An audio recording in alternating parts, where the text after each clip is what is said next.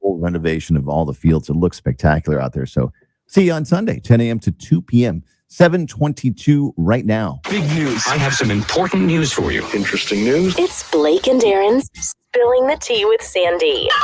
K-Man's top news headlines of the day from CMR. Good morning, Sandy. How are you? Good morning, Blake and Aaron. How are you guys? Happy Friday. How are you doing? Hello, yay. Friday. Yeah, awesome. Yes, absolutely. Today's So what's news going on? headlines. Is it going to be a big Friday show for you? Yes, lots going on. Mhm. Never a dull moment. Yeah. So, in local news, the official funeral for Mr. Benson O. Ebanks is today. And of course, you'll see from yesterday that he was in the parliament where people could go and sign the visitors log. They could, pay their respects as the funeral was laying there. And the actual service will take place today at 3 p.m. at the John Gray Memorial Church in West Bay. That's the one near the four-way stop. And it is an official state funeral. So the proceedings will begin at that time. All right. So again, we extend our condolences to his family. And as a result of this, you know that Mr. Benson was one of the founding members of Cayman National Bank. So the bank will be closed early today. So if you have any banking that you need to do at CNB, they'll be giving their staff the opportunity to attend the service and pay their respects as well. So please get it done early. All right. Thanks for the heads up Good on to that. know. Yeah. Yeah, That's for nice sure. of them to be able And to. customers as well. Yeah. Probably don't worry too much about banking today. 32 Caymanians have joined Customs and Border Control. So they have a new cohort of graduates. Wow. And yes, looks like a very impressive class of young men and women. Successful recruitment drive, and it's actually the largest recruitment class to date, with the new recruits varying from people having professional backgrounds in certain areas of expertise. And it said that they all shared a common enthusiasm for law enforcement. So congratulations to the 32 new recruits there at CBC. They have a tough job, you know. That's wonderful. They've got to go through a lot of stuff. Mhm. Yeah, for sure. I'm trying to figure out how the Coles system works. I mean, that would take 32 people right there just to answer my phone call. Sorry, what's this bit? Oh. Yeah, that is certainly part of it. Yeah. That is very confusing. Like, wait, hold on. What currency So am I?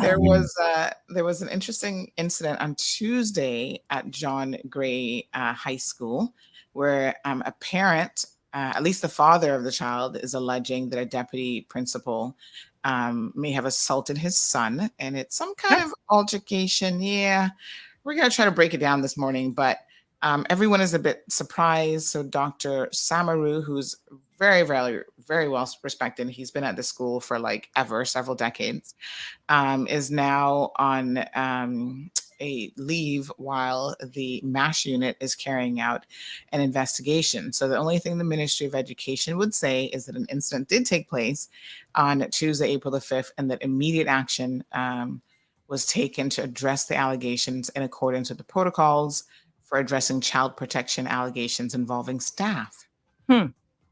So, yes, we'll try to flush out the truth on that one. So that should be interesting. What kind of altercation is alleged? Like a Will Smith moment. Oh, wow. Yeah. Like not walking up like that, but just a physical. Maybe. Well, they're just gonna have to look into that for sure. And then yesterday, I feel like I saw so many car accidents. And fire trucks going this way, ambulances going that way. I don't know if it was training or if it was just all the car accidents yesterday, but did you see anything out there or know anything? I see things every day, Aaron. I know that's not an everyday occurrence, but yeah, I did see an ambulance kind of later in the day making a run somewhere. And was it yesterday that I saw 2 fire trucks, or the day before? Oh gosh, can't even remember. But yeah, like Blake said, it feels like it's every day now almost. But I see car accidents every single day. I don't even know how they get into these accidents besides speeding, weaving in and out of traffic, and just not paying attention. Overall, a lot of people on their phones while driving. A lot of people on their phones while driving. Yeah, I was behind someone and I looked over and I was like, "What are you doing?" And I look over and she's just on her phone. It's like, veering into my lane. Yes. Did you guys see this DHL plane that basically crashed and broke into two? in What? San Jose, Costa Rica. Yes. A No. So THT? it kind of spun out of control on the runway, and it literally broke in two. I'll send you the link because the video is amazing to watch. Thankfully, no serious injuries, but yeah, the plane just went bloop, right in two. What kind of was it a jet? It is a Boeing Aero Expresso Boeing 757. Oh wow. Yeah, that is a jet. That's a big jet. It's a big plane. Yeah, yeah. So it was headed to Guatemala, and it had an hydraulic problem. After 10 minutes into the flight, the pilots decided to return to the airport, and they Hmm. entered a hold-in pattern for 25 minutes. Why? And during the landing, I guess they were busy. The airport must have been busy. And then Well, during the if you landing, declare an emergency, you have you should yeah, have priority, right? Yeah, true. definitely priority. But during the landing, the plane went on the side of the runway and subsequently broke apart while Yeah, I'm coming seeing the pictures. That's pretty crazy. Pretty wild. Hmm. Yeah. Didn't hear about that. Well, So- I don't have any packages on that plane, so everybody's okay, right? Yeah, as long as everybody's Also, okay. yeah, it seems like everyone's okay. Wow, that's wild. It is. Thank goodness it's probably it was packages and not a whole lot of people on the flight anyway. Yeah, Mhm. exactly. Wow. So All right. that's your headlines for today. Enjoy your Friday. Catch CMR in 2 Thank you. minutes on Bobo 89.1 FM, and we'll see you on Monday. Have a great weekend. That's good. You too. All right. Good morning, my beautiful peeps. What's up? Good morning. Good morning. Okay. So let me get my links ready. Let's enjoy a little bit of music while I do some behind the scenes stuff. Do, do, do, do, do. Do, do, do, do, do. Do, do. I'm not supposed to be the background music, by the way.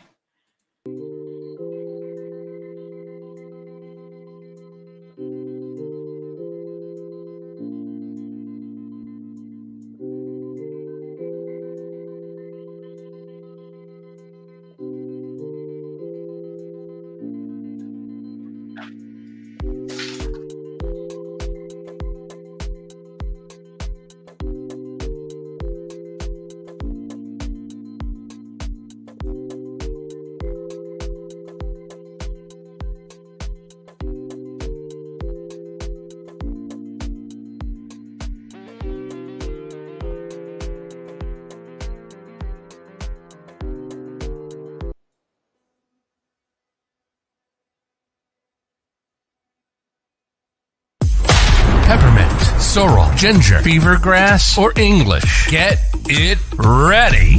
Your morning tea just got hotter. Ooh, honey child. On the cold, hard truth. Bobo 89.1 and Cayman's #1 talk show are bringing you morning talk like no one else. Monday Rewind, Impact Wednesdays, Caribbean Connections, and much more. Don't miss a beat with what's happening in the local community. Just keep sipping your tea. What a mess. Here's your host, live and direct from the Cayman Islands, Sandy Hill.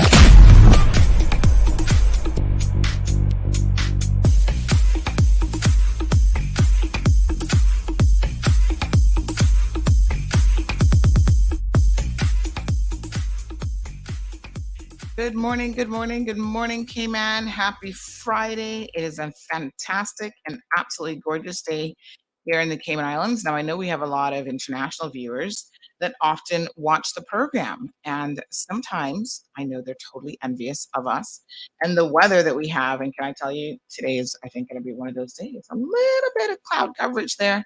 By the way, if you're missing out on the news alerts, please do tune in every single morning. Kevin Watler's got you covered. He gives you morning news at 6 a.m. for those of you who rise super early. And then he does it again with a relevant update a bit later on in the afternoon, in the evening hours. So you're always staying current with your Cayman weather. And trust me, we're gearing up now. Today is April. And, half of our year, listen, we are in the hurricane, belt. And so half of the year we spend trying to get ready for the other half of the year, which is going to be hurricane season.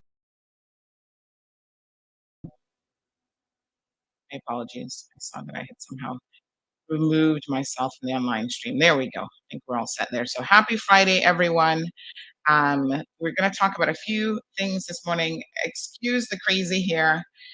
Didn't quite do the best job with brushing it, as you can see. You know what? Yeah, crazy hair Friday. Why not? So beautiful, beautiful day. And we're going to talk about a continuation of some of the things that came up on yesterday's program. And then, of course, we're going to dive deep into, speaking of hurricane season, we have a hurricane expert that's going to be joining us this morning because the predictions for 2022 dropped yesterday morning. So, oh my goodness, when I saw them, I was like, every year I feel like this is the same prediction, which basically is it's going to get worse. I was like, Lord have mercy. You know, global warming and all these other things. It's like, ugh. We're going to soon be underwater in 50 years. You know, it'll be the island that the ocean took back. But anyway, folks, welcome. And let's talk about yesterday. I've had such an amazing response from so many of you that reached out after we had this very heartfelt, call from the father yesterday. And I wanted to, we had a guest booked in the program. And thank you so much, by the way, to Dr. Golfo.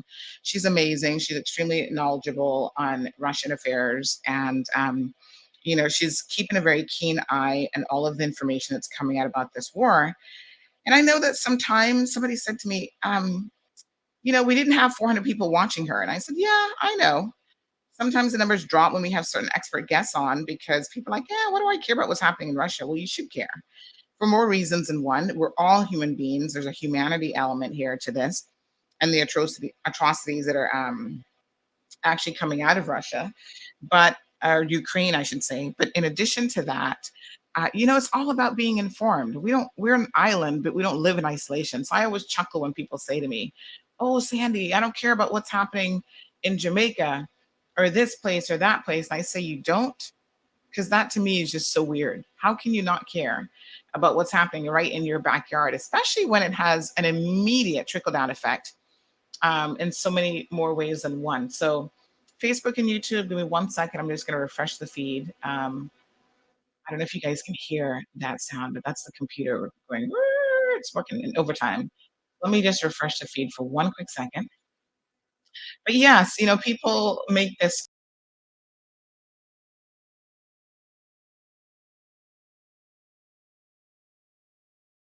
selfishness when you say that you don't care about what's happening in the world.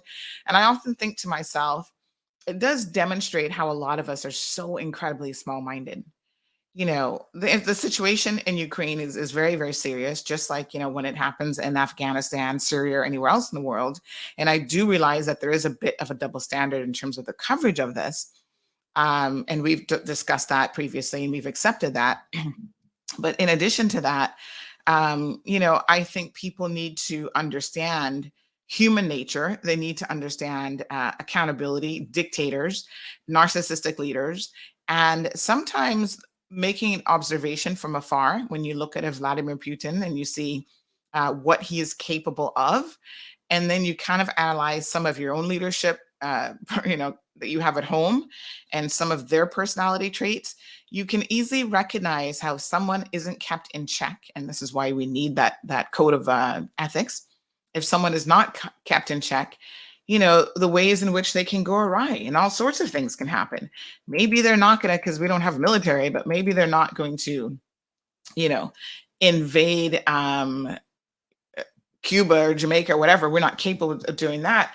But our people are capable of creating, atrocities against their own people. We are definitely capable of that. We're capable of nepotism. We're capable of, doing the wrong things in the name of power, greed, money, and all these sorts of things. So if for no other reason than, just keeping an eye on these types of personalities around the world, I think you should be interested in educating yourself, folks. It's just really, really important. I'm interested in international affairs because I do see how, right now we, for example, are responsible for implementing sanctions against these countries, against Russia in particular. And so when people say to me, this isn't something that concerns them, or they don't really want to learn about it, I think it's so bizarre. And then there are other people who sit there and watch the program, and they believe that they're the experts. I mean, there's a reason why someone like Dr. Golfo has spent the better half of 20 something years studying Russian affairs and looking at the history of everything from, she's written a book on Stalin, for example, and the atrocities committed under his regime.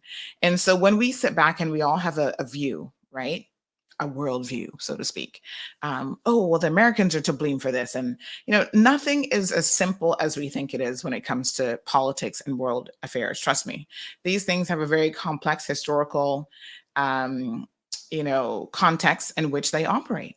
And so I'm always interested to learn more. I just want to learn. I want to understand a little bit more about world history and world events. And so I always admit I don't know it all for sure. I'm just here.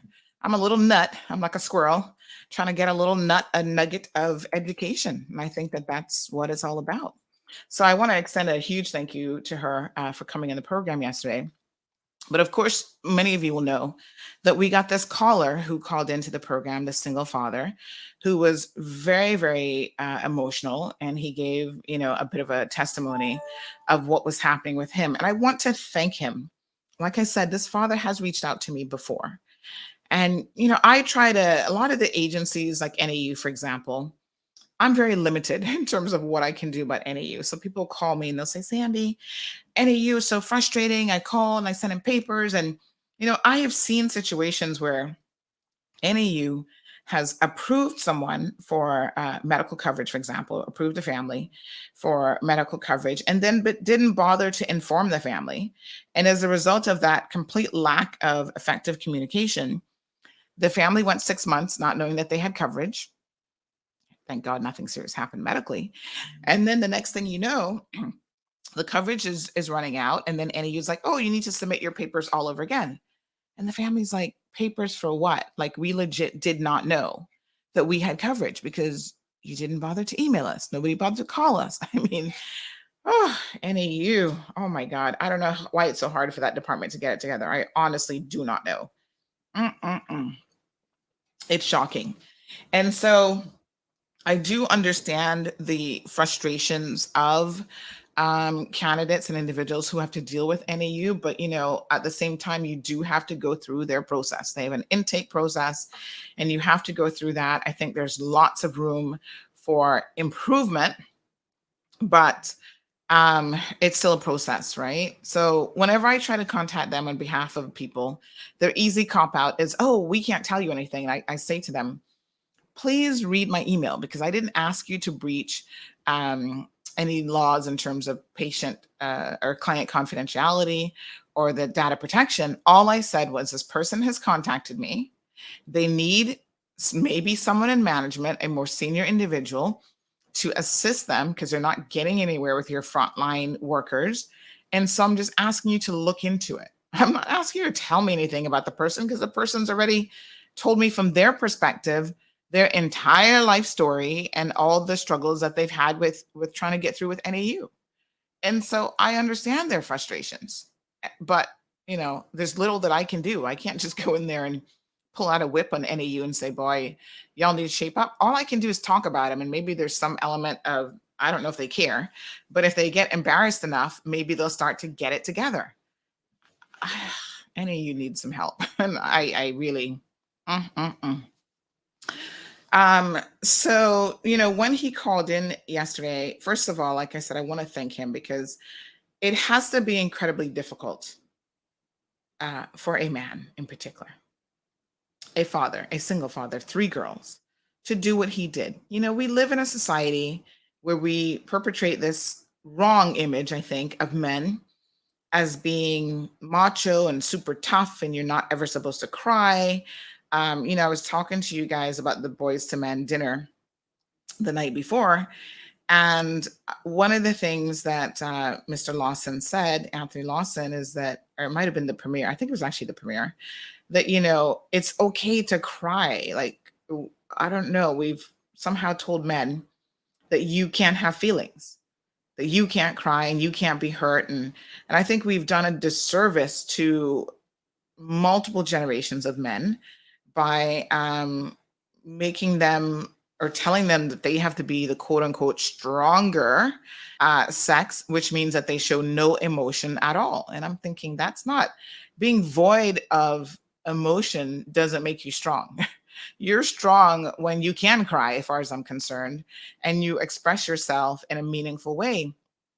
And despite what this gentleman says has been years of going through some really harsh realities and the family landscape and the financial landscape, this man hasn't taken it out on anybody else. In fact, one of his coworkers must have recognized his voice and contacted me, and they said, Sandy, we work with this guy and we never knew that he was going through anything because honestly, he doesn't show it at work. And that's amazing. He's been on this job for 16 years. He shows up every day. I don't know where he works or what he does, but he shows up every day and he puts forward such a brave face and such a professional face that not even his coworkers knew that this is what was happening to him. And I'm glad that that is not a moment of weakness. It is a moment of strength to share and to ask for help. And I'm glad that he came forward. And I'm going to tell you why. First of all, we talk a lot about people struggling with mental health issues, struggling financially, and all these other things, right? Again, a lot of people are told to just suck it up, don't complain, don't have anything to say. And then there are times when people break, and when they break in a big way, they have a mental episode or they decide that they can no longer stay in this world because of the stresses that they're having to deal with. All of us sit back and wonder, how did we get there? How did this happen? How did this person commit suicide? How did they, self-harm? How did they harm a child? How did they harm a family member? And I think, when people feel like they live in a community where they can't even share how they really feel without being unduly and unfairly judged for that or put in a box or labeled or whatever, I think that's when those types of things happen. When we create an environment where somebody can say, listen, I'm hurt, I'm hurting, I'm struggling with my girls, I need help, here's my situation, put the cards on the table exactly as he did yesterday, there's nothing wrong with that, right? People express themselves in different ways. He got very emotional. The situation brought him to tears. And the response from the community, I must tell you, has been absolutely amazing. This reminds me of why I love the Cayman Islands. This reminds me of why I love the people that Caymanians, Caymankind, expats, everybody can hear a call like this and think, okay, we definitely need to help this young man. Oh, he's 40. We need to help this father. We need to do something for him and his girls. And the amount of messages that I received yesterday was astonishing and amazing. And I want to thank some of you I probably haven't responded to yet because I did have a really busy day yesterday, work-wise. But I will respond to you. And I'm trying to organize a concerted effort through a nonprofit organization to get him the assistance that he needs on an ongoing basis, right? So I'm going to tell you some of the steps that I've already taken. Now, I'm no community worker expert, so there's certain things that I recognize are outside the realm of my expertise. I'm a person who gets stuff done. At the end of the day, I'm a doer, right? So when I hear something like this, as you know, if you listened to the program yesterday, I made an immediate call to let's help this man. I cannot sit back and have a platform like this that thousands of people are listening to every single day because we can see the numbers on Facebook and YouTube. I think yesterday's show already had like 4,000 or 5,000 views by into the afternoon. I can't have a platform like this and not use it for good and for actually helping people and getting real results. I can't solve everybody's problems in the world, but I feel like if I can even help this particular family that has 3 girls, every single child that we are able to give a chance to in life, for them to be in a position to have opportunities and to be able to make better decisions, I think that we as a community should do just that. We have a responsibility. We have an obligation to do it. And Irvlin says online that people are suffering in silence and lots of people are going through that. And I absolutely agree that, a lot of times I sit here and I'm like, okay, enough of the talking. Like, we got to do something. We've got to get something done. Now, of course, talking has its, it has its benefits. A lot of times we talk and people do listen and people galvanize. And that's exactly what happened yesterday. You guys are absolutely amazing. So I've gotten phone calls. Let me give you, a number of, just sort of the feedback. Someone's asking what ministry does NAU fall under? It falls under, the minister is Andre Ebanks. I'll have to get the full name of his ministry, but I do know that he is responsible for NAU. So Andre, let me see. I'll look it up and tell you in a second the full name of the ministry. But yeah, when I think about young people, and I think about sometimes the environment that they are growing up in, and how that will ultimately limit their opportunities in life. It breaks my heart because when I tell you from my own personal experience that your environment is a game changer, I don't say that because I'm looking at somebody else's life and somebody else told me about it. I'm telling you from my own personal experience, folks, that your environment is a game changer.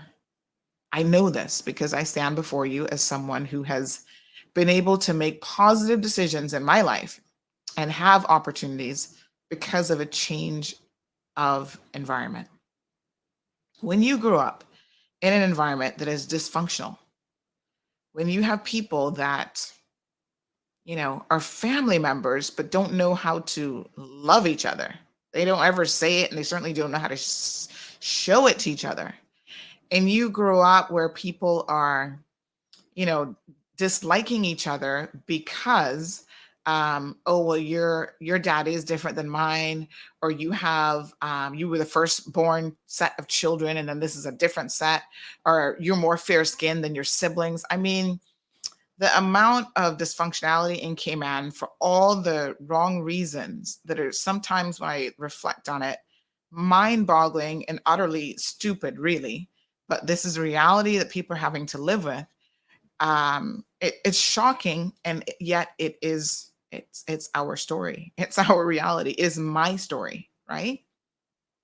And so a lot of times I look at the children in the girls and boys home, and Caymanians have this saying that, but for the grace of God, I would be in that situation. And I know it in my core, what my life would have been like if my father didn't wake up one day, and I don't know exactly what got into his head, but he woke up one day and said, you know what, I've got a sister in Tampa and I want her to take, he had 3 girls, and like this father, he had 3 girls.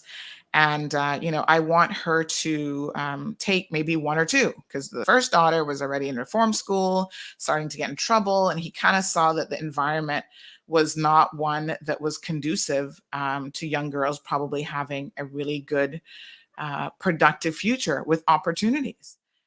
So it would have been teenage pregnancy, probably drugs, all sorts of stuff. That was what my future held for me. And so he made the tough decision. And listen, as an 8-year-old, you don't understand sometimes the decisions that your parents are making on your behalf. And it is really, really difficult to reflect on that period of growth as a child where you're literally taken from Cayman, the only environment that picking mangoes and running up and down barefoot in Georgetown with your sisters, to someone saying to you, okay, now you have to go live with this woman and this family that you don't even know, you've never met before in your life. And you have to adjust. And it was for me, it was a moment of sink or swim. And as children, as a parent, sometimes we put our children in situations where it's like sink or swim, and it can build resilience. And those days, nobody was really all that concerned about what your mental health issues were, because they were like, listen, this is an opportunity for you. You have to now know that this is your lifeline. This is an opportunity for you. You grasp it or you don't. And your decisions, even as a 9, 10-year-old going into being a teenager, your life decisions now will start to impact your future, right? And I'll never forget, when I went to visit my aunt, somehow we took a train. I want to say that we actually took a train from Miami to Tampa. So this was in the early 80s, right? And I guess, I don't know, do trains still run from Miami to Tampa? I don't know. But we took a train, and when I got there, it was just such a different world. And I didn't know until many years later that my aunt had a really important decision to make. So my father actually wanted her to take two children. So my sister, my middle sister, and I went. I'm the youngest. The two of us went, and he really wanted her to take the two of us. And she couldn't. She said, "No, I don't think I can handle two girls." She had an older son of her own. So she was like, "I can only take one." And she chose me. And you want to know why she chose me? Not because, I guess, or anything special.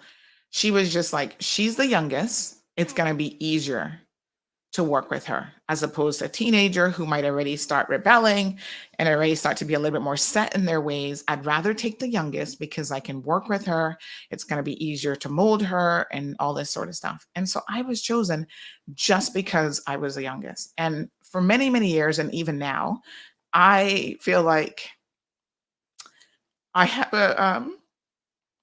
a certain amount of guilt because of that. I'm really sorry. Because I feel like even my middle sister would have had a very different life had she been given that opportunity.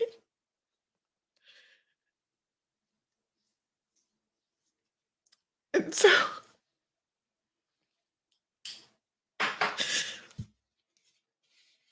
I do carry guilt about that. And someone recently said to me that,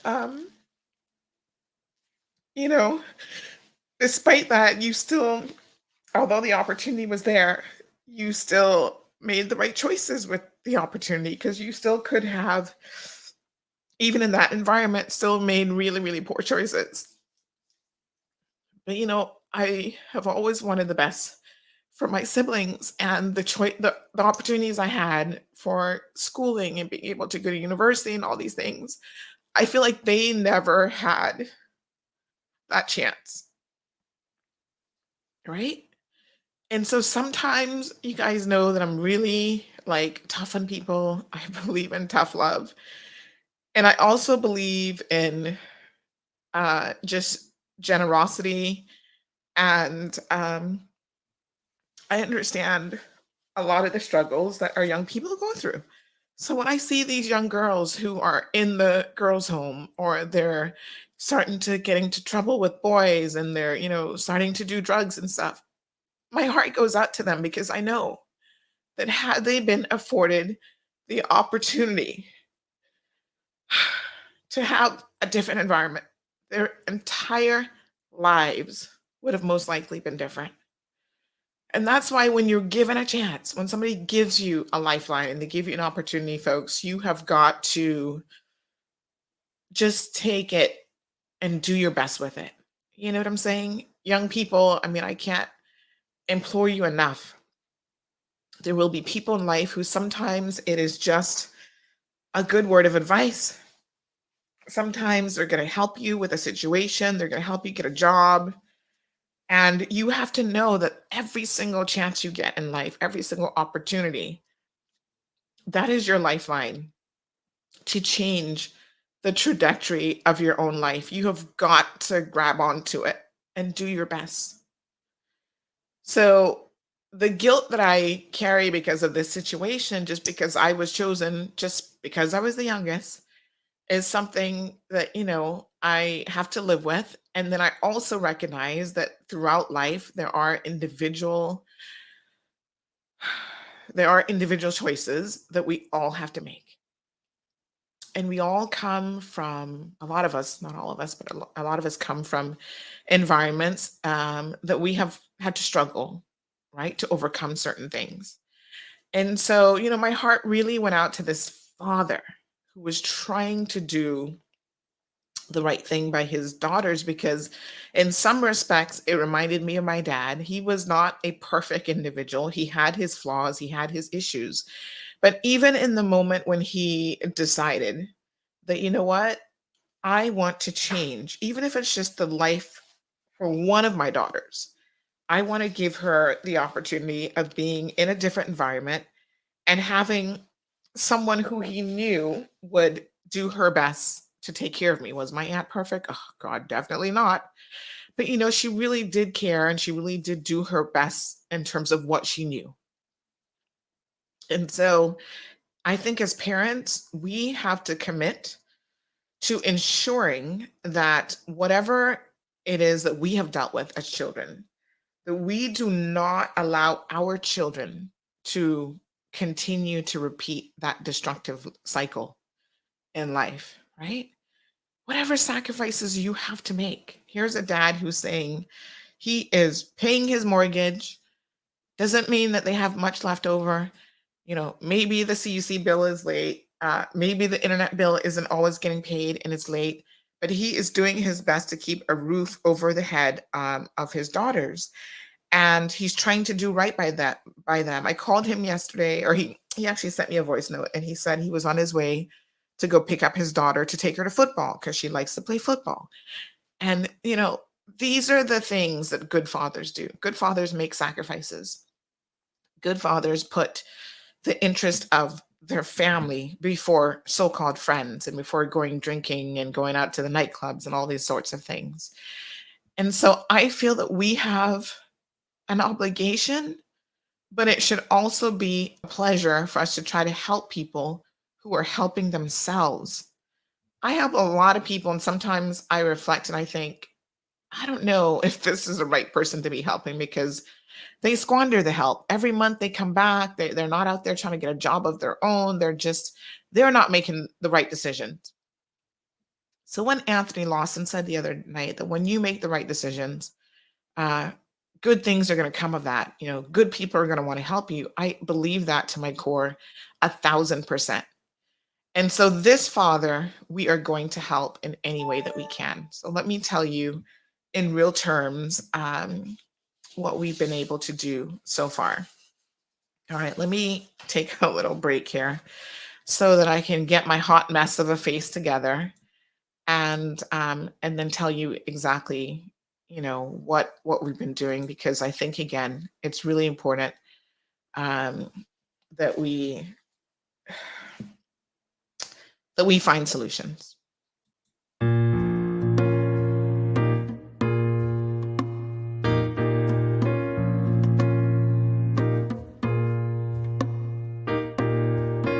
I hear the people talking. What are they talking about? This world's gone crazy, and I'm trying to find a way out.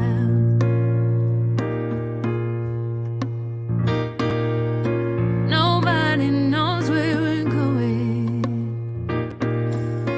or if we're going at all.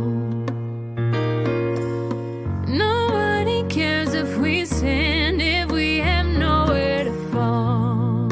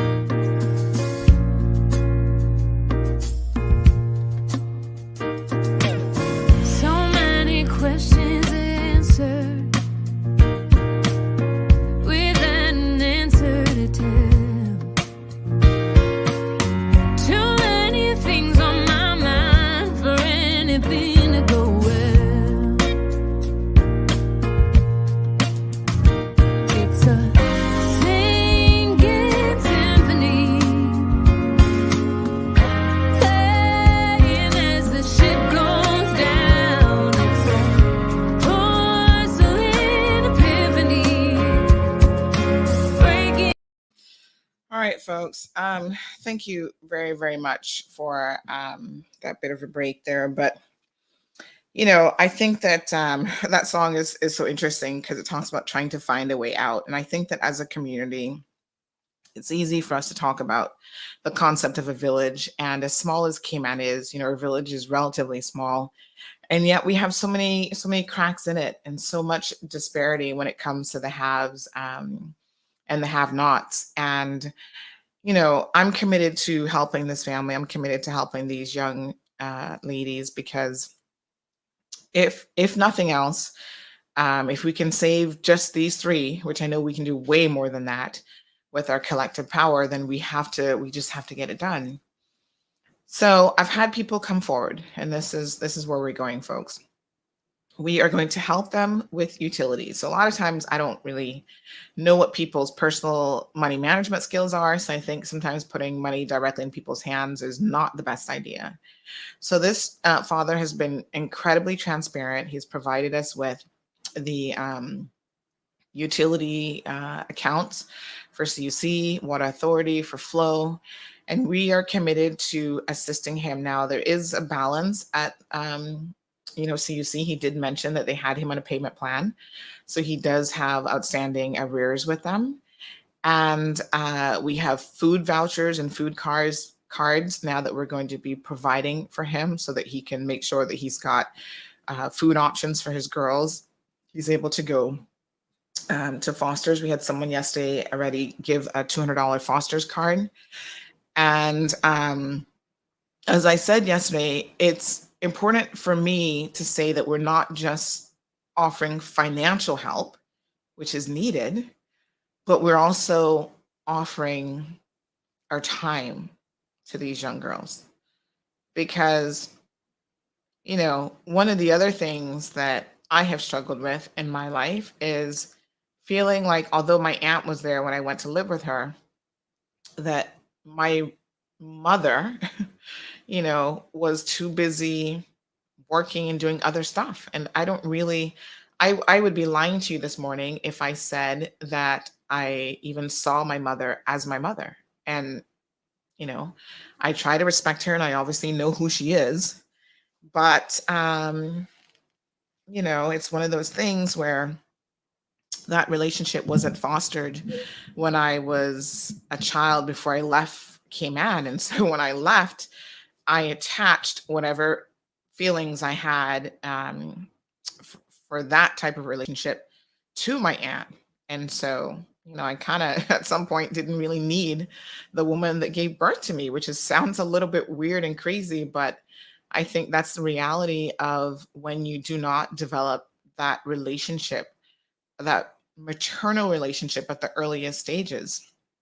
Some of you can relate to this because you might have had a grandmother that raised you instead of your actual mother, or an aunt, or somebody else, foster care. And so you might see a parent and you're like, okay, I know that that's my dad or that's my mom, but you don't really actually have that type of relationship with them. And there is a void. And for many, many years, I struggled with understanding how that happened. When I became an adult, I did my best to try to repair it. And then I recognized that there are some things in life that you cannot repair, that you simply have to accept as they are. And so my only goal is to make sure that I don't ever repeat that, you know? And so it's one of the reasons, honestly, why I only have one child, because I don't want to be a helicopter parent, but I do want to be the best possible parent that I can be. And spending time, it's not about the money a lot of times. Of course, we all have to pay our bills, but it's about finding the time to spend. And I think that young girls, they miss something when a parent is missing. So they miss a lot when a father isn't there. They miss a lot when a mother isn't there. And we need to fill that void. So I had a business owner who came forward and she said, Sandy, I want to help. I'll give a gift card. And I also would like to meet these young girls and I'd like to mentor them. Like, how old are they? We have a 15-year-old, a 10-year-old. Let me tell you their ages. I think 15, 10, and you just here in a second. But, she says, I want to mentor them. And I think that this is important. I know I mentioned it on yesterday's program when I said that, you know, we have got to do our part in terms of mentoring as well. So 15, 13, and 10, really, really critical ages. So anybody else who wants to do that, like maybe you don't have the resources financially to help, but you would like to help with your time, please, reach out and we will organize it. So next week, Thursday, I know everybody's gearing up for Easter. I think Easter breaks are coming up for the kids and stuff like that as well. So next week, Thursday, I'm going to be meeting with a representative from the nonprofit that I spoke to you guys about. They do a lot of work silently in the community. I don't even know if they want their names mentioned. That's why I haven't mentioned it. So they're not out here trying to get any recognition for anything. It's a group of Caymanians, and they work very, very silently to try to help people. So I'm going to be meeting with them on Thursday, and we're going to come up with a plan of action to specifically help this family in an ongoing fashion. So the immediate needs will be met. So we're going to help with that CUC bill to hopefully bring that balance down to zero. We're going to help with food vouchers. We've got the water authority bill that we're going to help with. We're, going to start doing some mentorship stuff. But listen, whatever his income is that he's making, he said he's been at this job for 16 years. I'm supposing there's not going to be this major, windfall of like an increase in his salary. So this family sounds like they just need a little bit of help every single month with some additional expenses and so on. Being able to do things with your children, like take them out for dinner, or take them to like a proper restaurant where they can see, like, use a knife and fork, taking them on a vacation. These are luxuries, folks, that not every single parent has the opportunity to share with their children. And I was having whenever you go, am I the only person who, when I get in the shower, I start thinking about all sorts of things? Like, showering is my thinking moment. Like, I think more in the shower than I probably shower in the shower, if that makes any sense, right? So it just gives me an opportunity to like de-stress and think about a lot of things. And I was thinking to myself, I can't wait until I just want COVID to disappear, because one of the things I've always wanted to offer my child is the ability for her to experience world cultures and to travel as much as possible. And for most Caymanians, traveling means Cayman Brac, Jamaica, and Miami. And that's the extent of our travels. And there's a big world out there. That's not even 1% of the earth in terms of traveling. And, I want more. I want my daughter to be able to see places in Asia that I've never been, Australia, Europe, every corner of the world, so she can see different people, appreciate what we have here in this little rock, but also broaden her horizons about everything, about religious views, about, cultural differences, just every possible thing. And so I also know that in Cayman, there are children who've never even had a passport.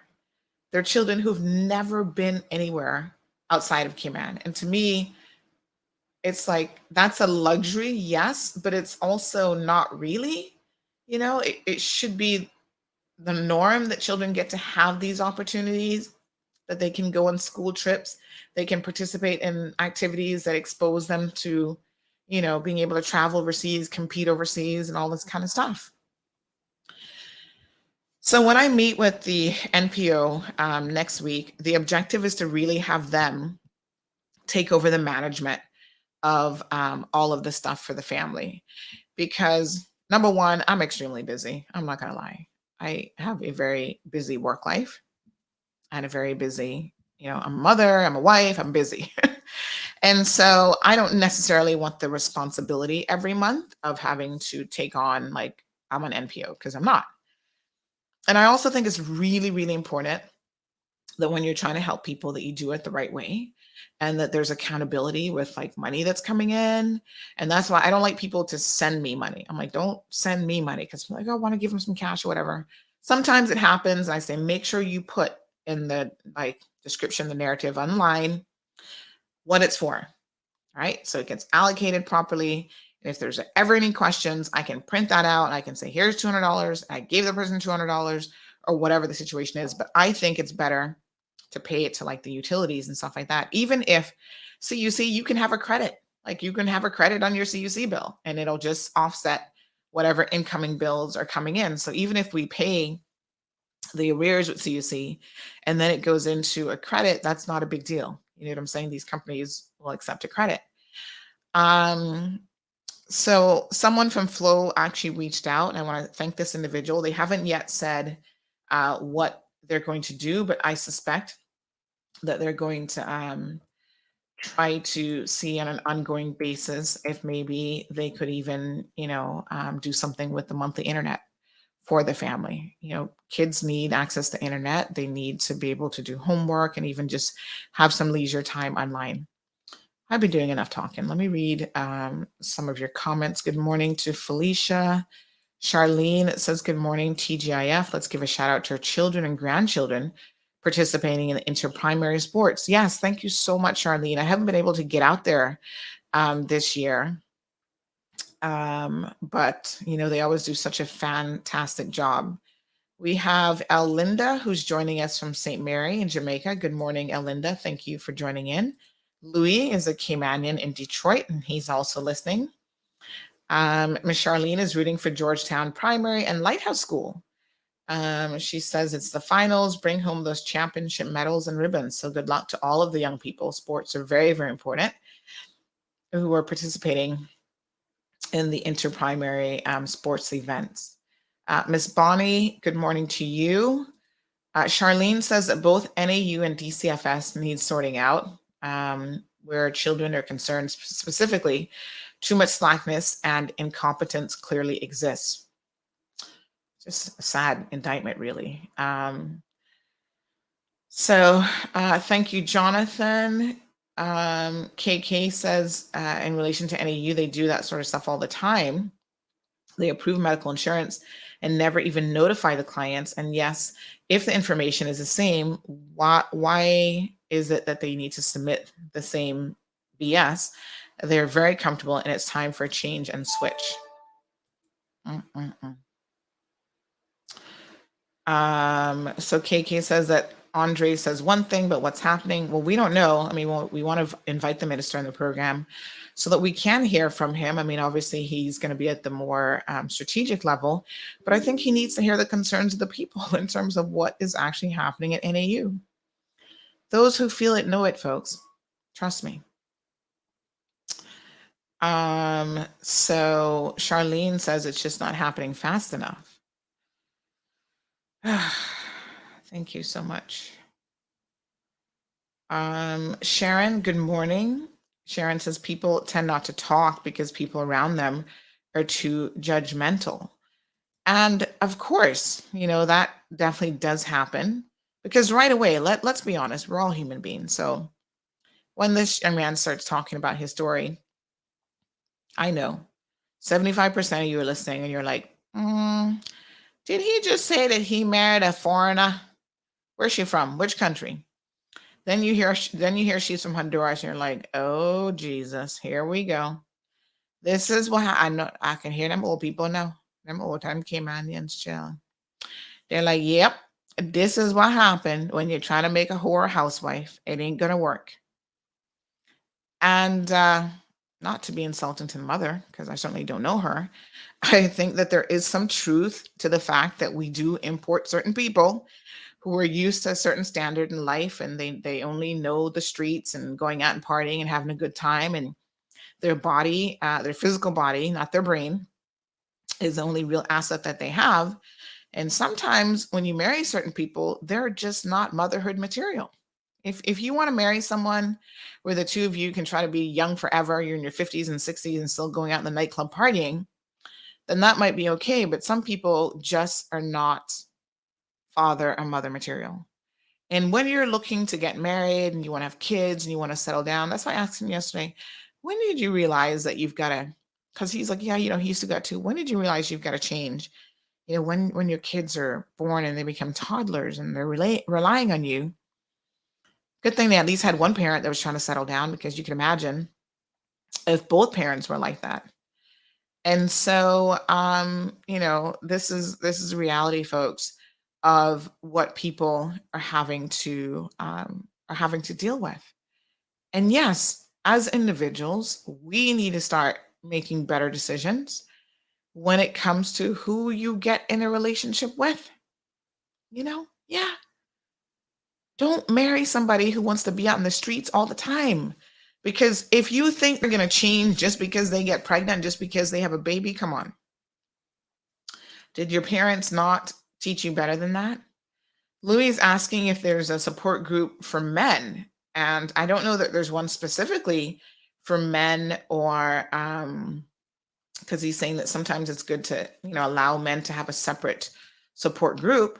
I know that the Women's Resource Center was changed to the Family Resource Center because they do offer support for the entire family, not just the women of the family. Now, is there a separate support group for men? I don't actually know that, I'm afraid.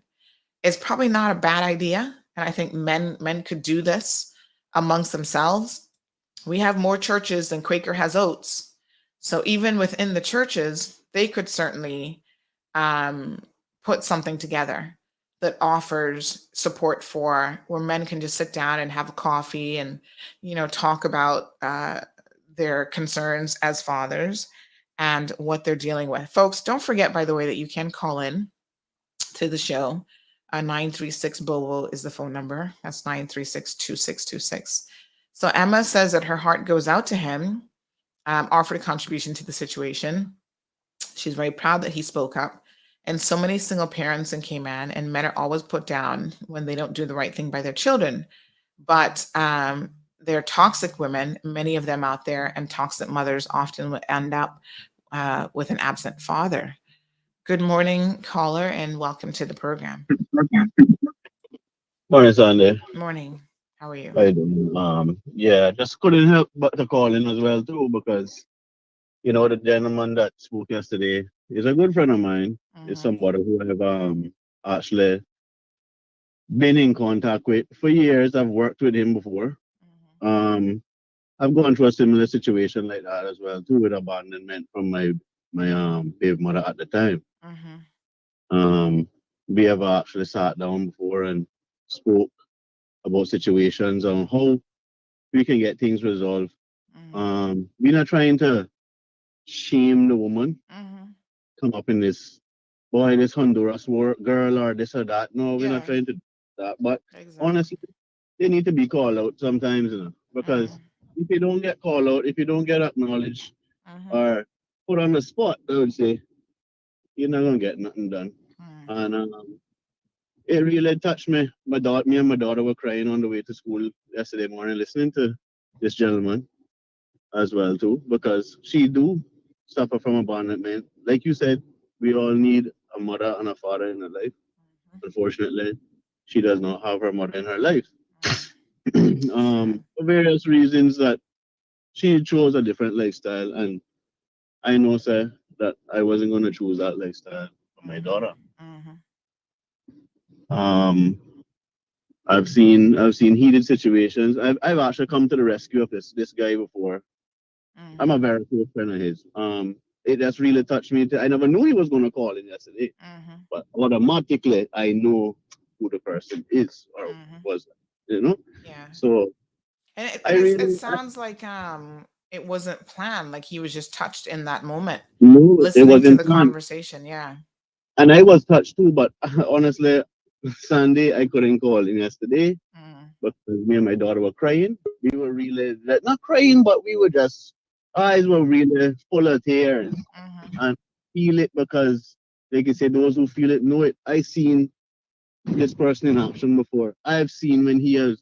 I've even helped this individual move to his new house. mm, And it was a big write up in the newspaper and everything. And these kind of things, you see in Cayman, we go about our life each day, and then of course women get the praise because they are the nurturers and whatnot. But there are men out there that mhm, actually doing stuff. I had my daughter custody now since she was 2. mhm, Her mom took her on a vacation, saying that she was going to on a vacation. I wasn't too aware if it was I wasn't. I know I trust her that because we wasn't really on such of a bad time. But it was a one-way ticket. She took the child away with. Wow. So to get in contact with the authorities in that country now, Mm-hmm. Spanish country. I've been in, yeah, Spanish girl. So I Mm-hmm. mean to be in the Spanish community, but we have bad in each culture, Yes. and we can't just say, oh, it Caymanian bad, oh, it Honduran, but we have Jamaica. Everyone we have Mm-hmm. a little bit Mm-hmm. of touch in everything. It's more focused on in different cultures, but Yeah. And honestly, this is where, can I ask you something, caller? And I think this is where making better decisions, like when you look at a young lady, because like you said, there's good and bad in all cultures. I think probably right, the differences in Cayman, you probably know a bit more about someone and their background and where they come from. right, Overseas, if you're dating someone for 6 months, they can show you a certain face. Probably a long distance relationship, or maybe they come here, they can pretend to be anything and you don't actually know, the real right. But them. well, Sunday I solved that problem real quickly because I needed to find a mother figure for my child, right? Hmm. And I married a Caymanian from East End. And I tell you, I'm not going to marry no other nationality besides my Caymanian. I had to find it in my own country. Because at the end of the day, where she gonna run to East End? And you see what I mean? So it Yeah. makes the Yes. situation more keeps it in my country. I don't want my child in my country again. Matter of fact, the same thing about passports. When it came that I got her back now, back here in the country now, she never had a passport for X amount of years because I was so Hmm. traumatized of her leaving the country again. Wow. Now me and my wife, now that we've been together, married 2 years now. Hmm.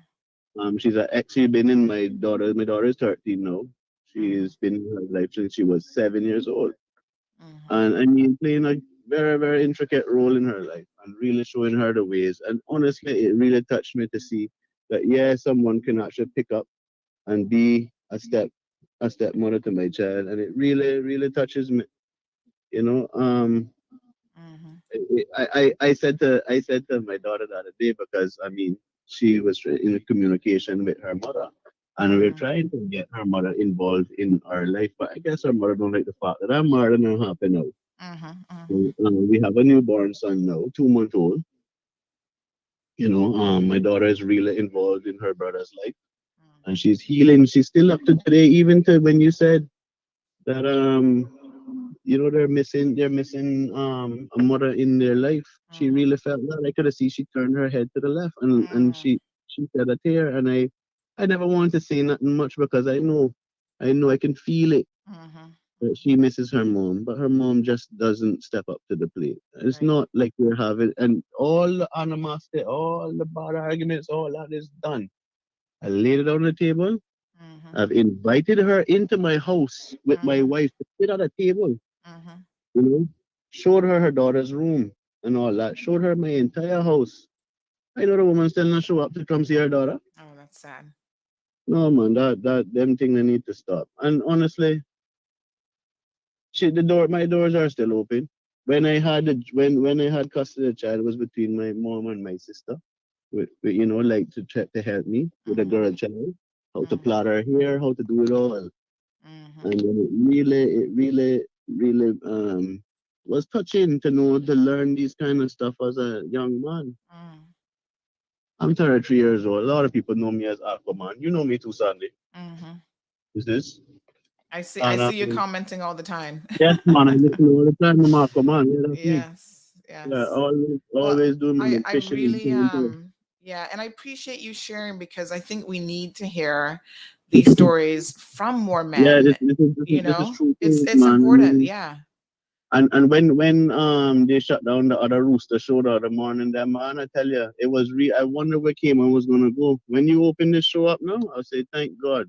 And Oh. you needed to do this kind of stuff because we need a voice out there. We need to Mhm. have things discussed. Certain things need to be discussed in this island that are Mhm. just being swept under the ground, not even under the carpet, right on the asphalt. You know what I mean? Yes. So it really is sad that we can that I don't know what people try to do, When they have bad fathers out there, they have bad mothers out there, they have good Mhm. and bad everywhere. But at the end of the day, right? If you put somebody in this world, you Mhm. have to step up to the plate and be responsible. I remember my father said to me one time, he said, "Man, I would go starving before you starve, right?" Mhm. Mhm. Father used to work 3 jobs, to make ends meet. Hard Mhm. working man, still working hard up to today. So those are the examples that I'm on my way to work. I'm about to turn in soon, Mhm. But you have to be strong. Life Yes. is hard. Today I don't have And you millions and of and you dollars. and you know what, Aquaman, can I say this? Yeah.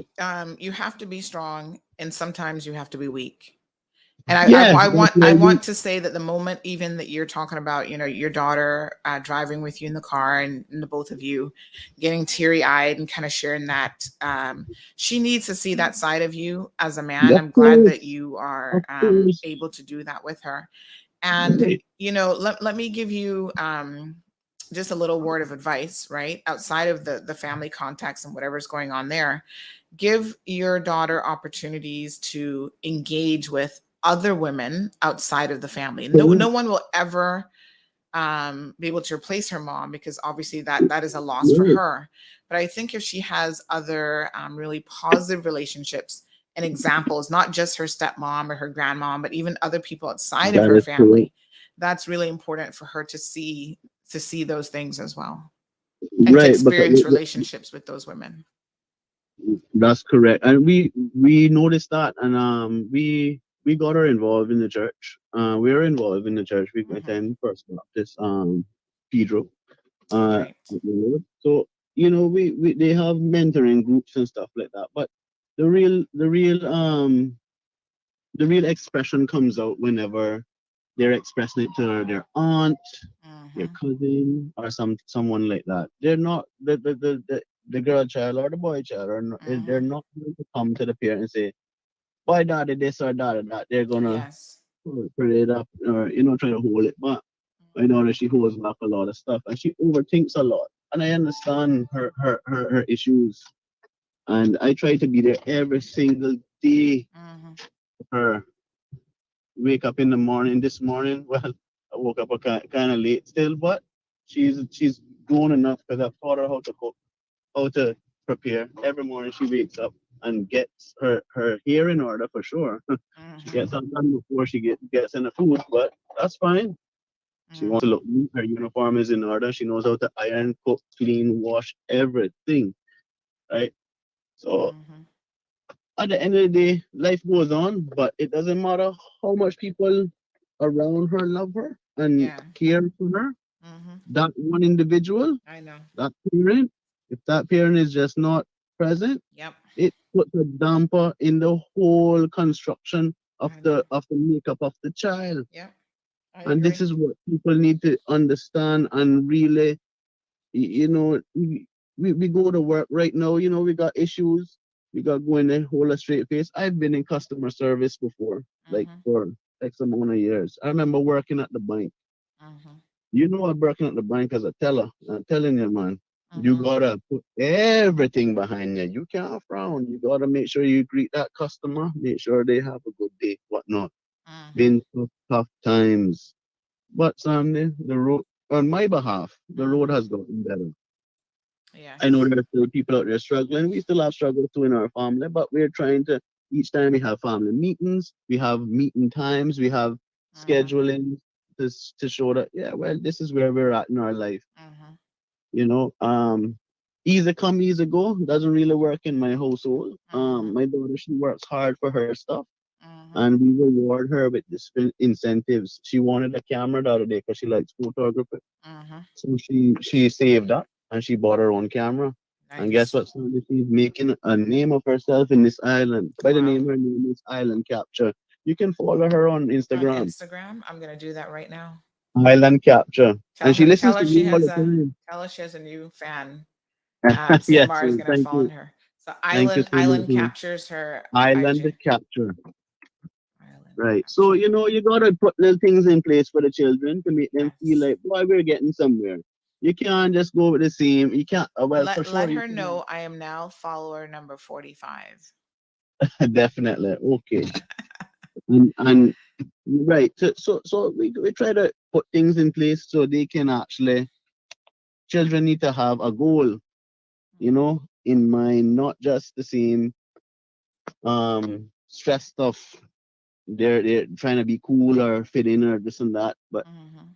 social media plays a big role in that. So I try to get her off of the social media during the weeks.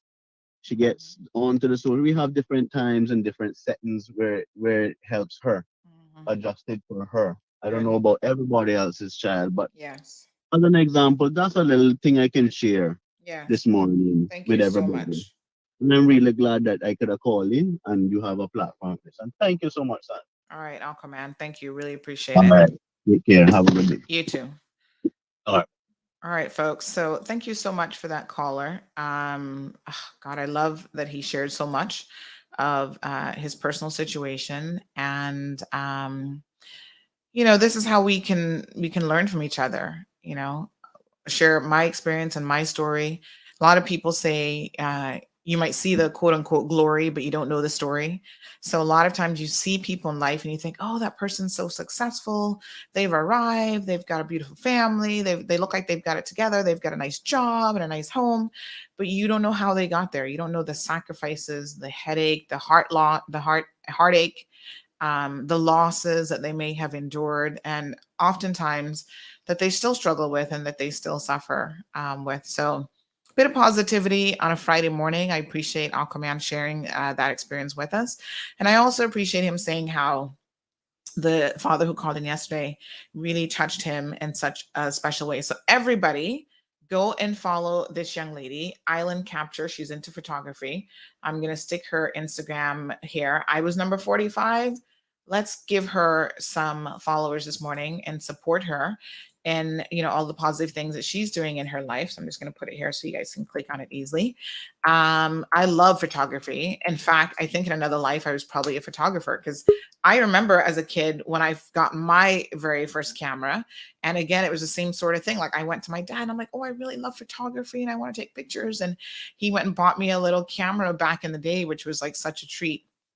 But to this day, I always have, multiple cameras. And I wish that I could have had more time to get to, a higher level with my love and passion for photography, maybe even on a semi-professional level. But hey, being able to capture your life moments, there's nothing like that in the world. So we do have a guest who's waiting to join us. Jared, I see that you have just popped in. 289 people on the live stream with YouTube and Facebook, and I'm sure we have way more listening on the radio. Jared, I'm going to give you 2 minutes to say your piece, and then we have a special guest who's joining us from overseas. We don't want to waste their precious time this morning. Yeah, good morning, Sandy. How are you? Morning, Jared. I'm good. Man, How are you? I just heard the young gentleman talking about, the men that really do step up in the Caymanian community, and even those who are mentors, who mentor youth and young people, they play equally an invaluable role, and it helps to create a positive effect.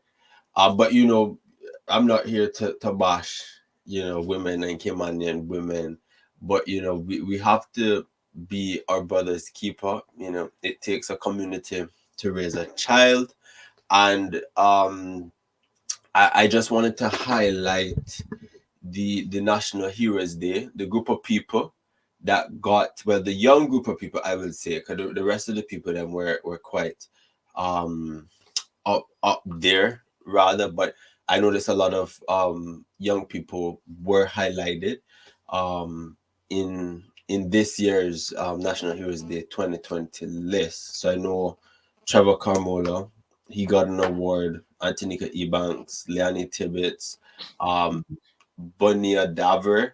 I myself got one.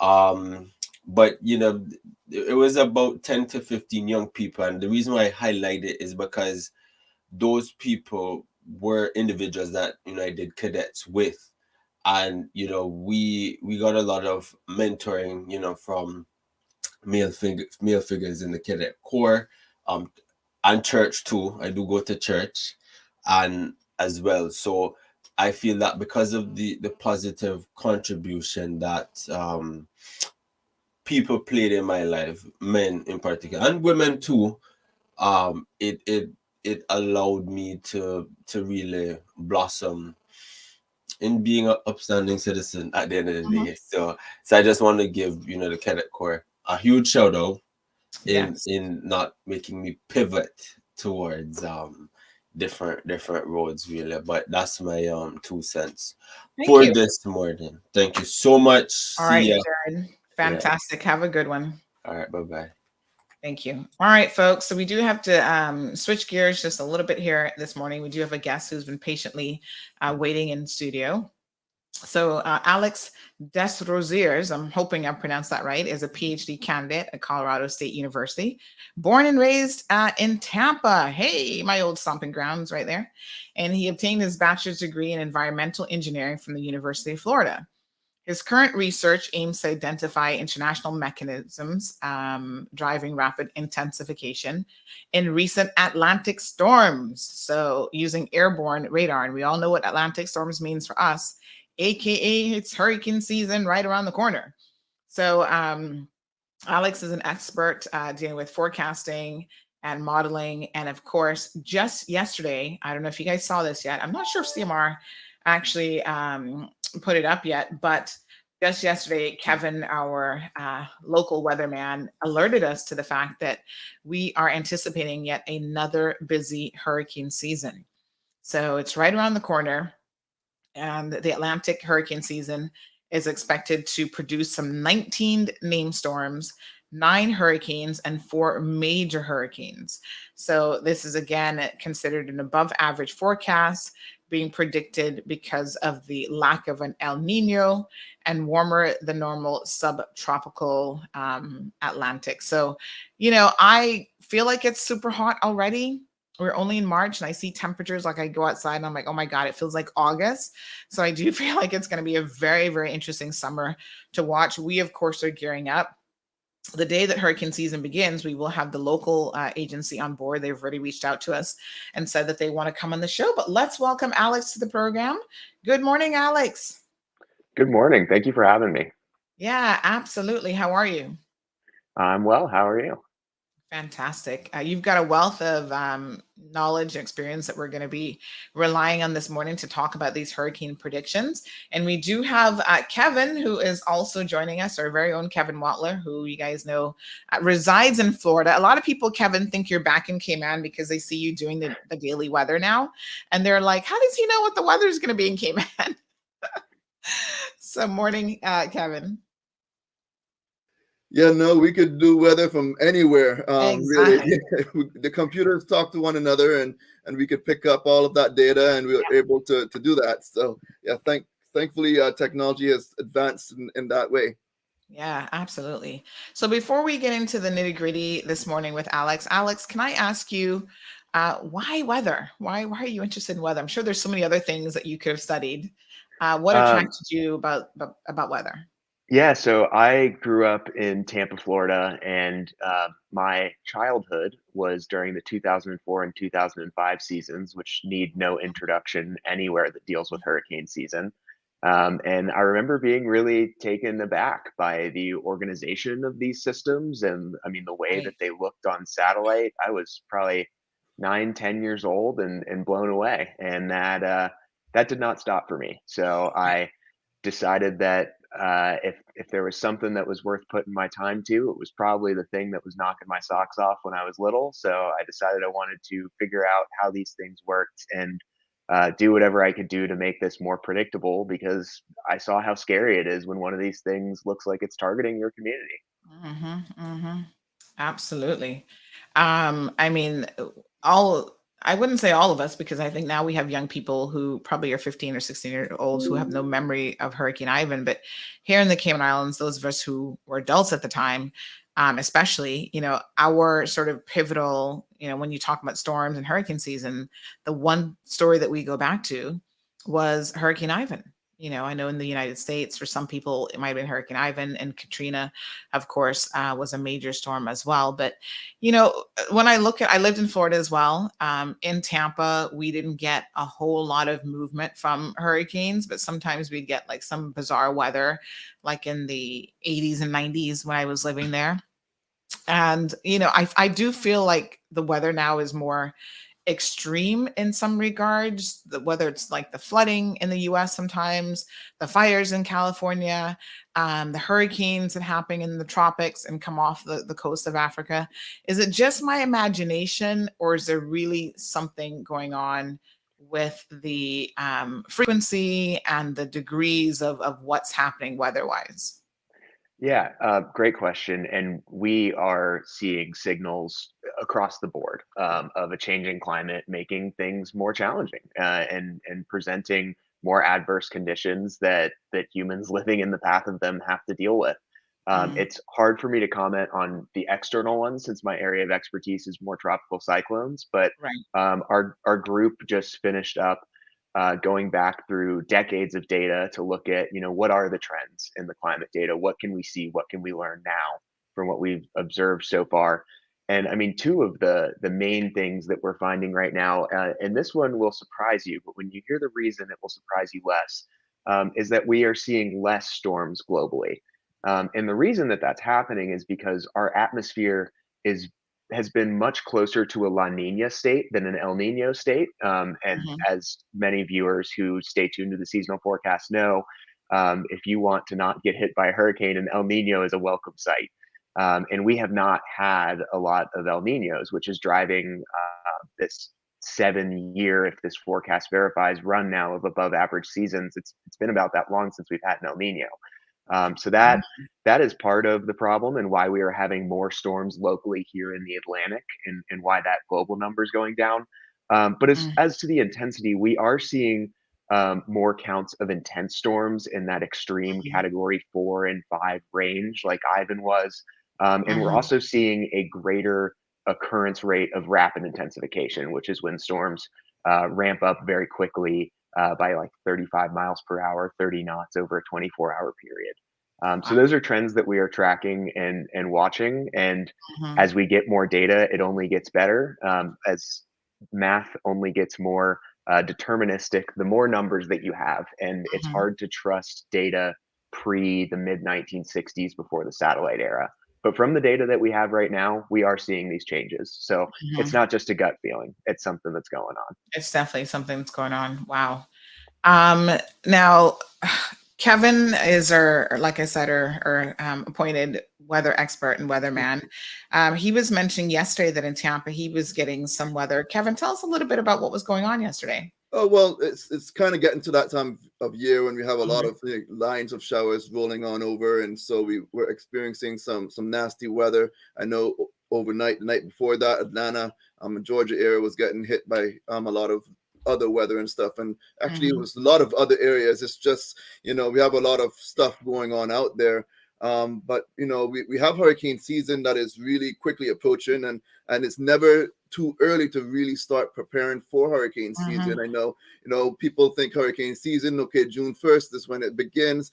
And, Right. there's a big push to get all of your hurricane supplies. But I Mm, mean, now is a good time to start getting some of those things out the way so you're not hit with one big financial burden at one time. You can start buying slowly until we get to that season, because again, June 1st is when we're in hurricane season. And I know Alex and his team, they recently came out with the hurricane predictions, predicting an above average mhm. season.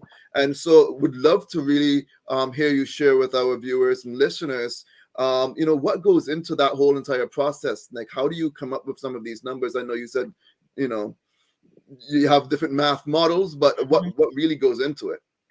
Yeah, and love getting that question and appreciate the interest in the process because a lot of times it boils down to like, oh, is it El Nino or La Nina?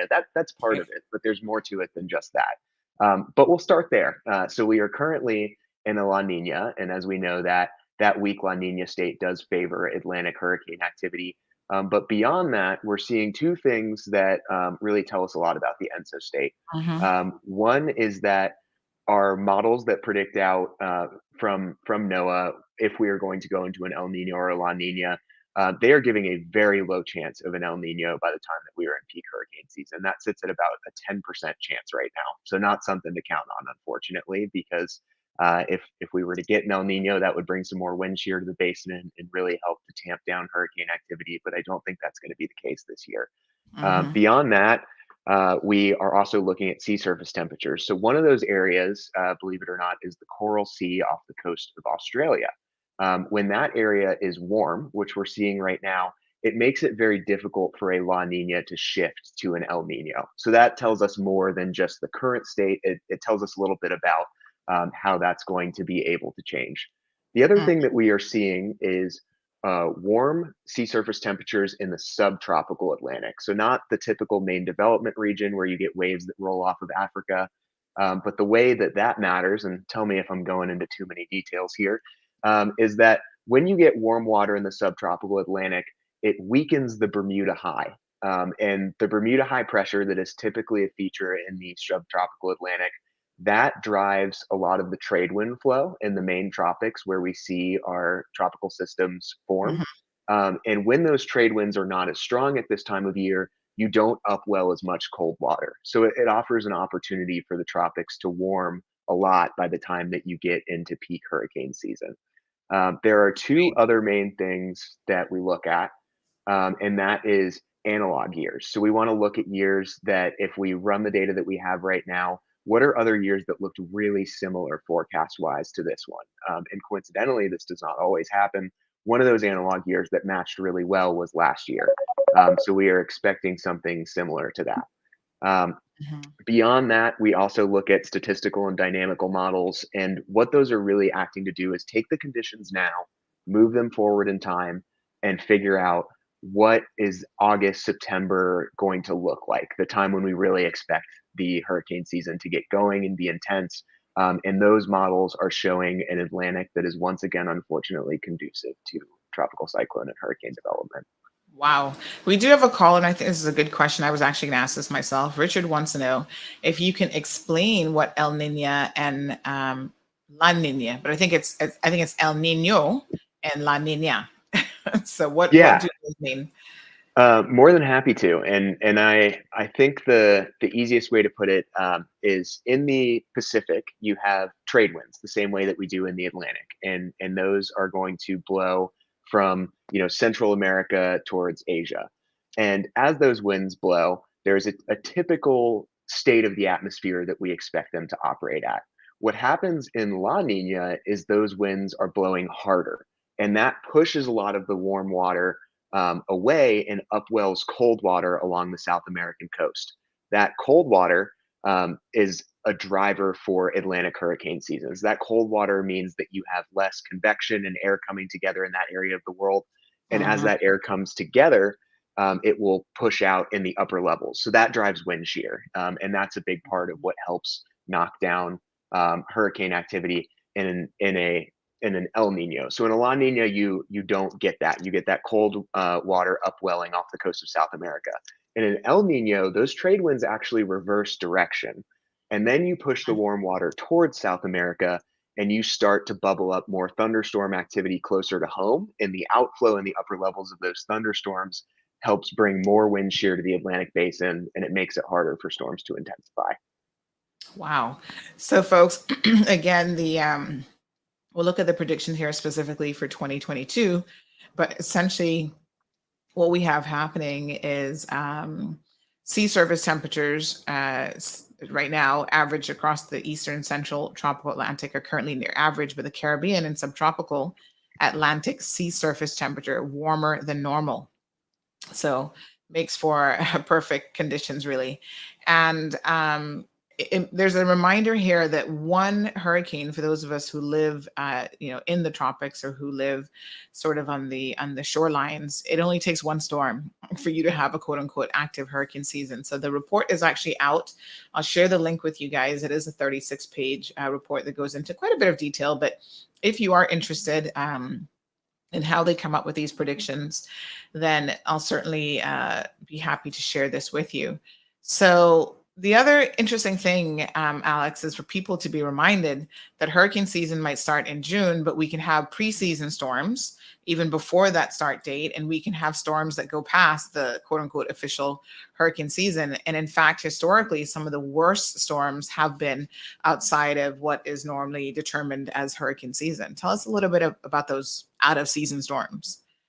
Yeah, so those can happen if the conditions that make it possible for hurricanes to Mhm. form persist beyond the season. Which, I mean, we had a ferocious, terrible late season in 2020. I mean, Right. that was a true outlier, and a Mhm. very remarkable and unfortunate sight to see. As for the early end, we have seen for years in a row now storms that do form prior to June 1st.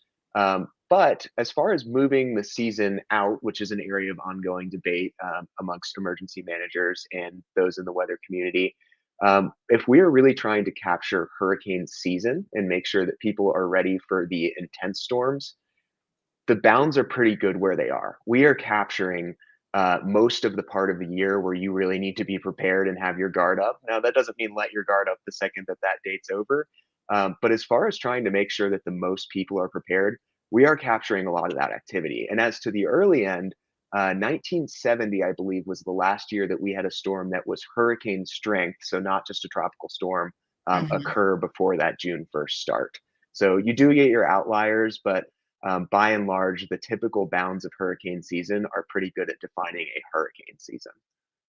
Mm, very interesting. Well, let's have a look at in graph form what we're looking at here. These are the predictions as of April the 7th. Alex, can you just kind of walk us through exactly what we have here?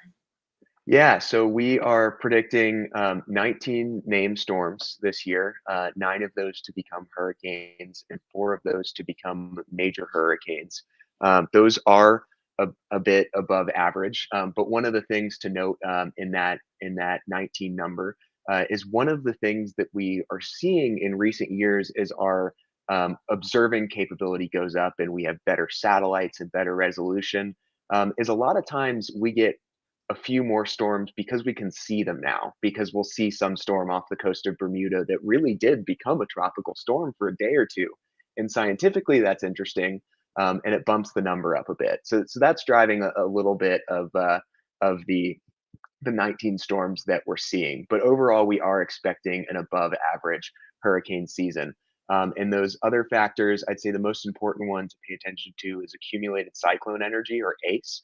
And this is a great metric developed within the community because it really captures, not only how many storms did we have, but how intense were they specifically and how long did they last. And one that will, really um, come home for a lot of people in the Caymans is if you look to the storm that set the record for the most ACE, so the Mhm. intense for the longest time, that was actually Hurricane Ivan. Wow. So it really does a good job of measuring not just what was the fastest wind speed we've ever seen, but what are the storms like Ivan and Irma that really churn for a long time and bring a lot of energy into the system. So that's what ACE is capturing. Fascinating. Absolutely fascinating. Well, thank you for breaking that down for us, Kevin. Yeah, no, I was wondering now, has the science come to the point where we're able to kind of do predictions for certain areas? So, you gave a broad number of how many you expected for the whole season, but can you say, well, the Cayman Islands is expected to, or has the probability of a storm or hurricane hitting the Cayman Islands is this amount? Is that even possible at this stage, or we're not quite there yet?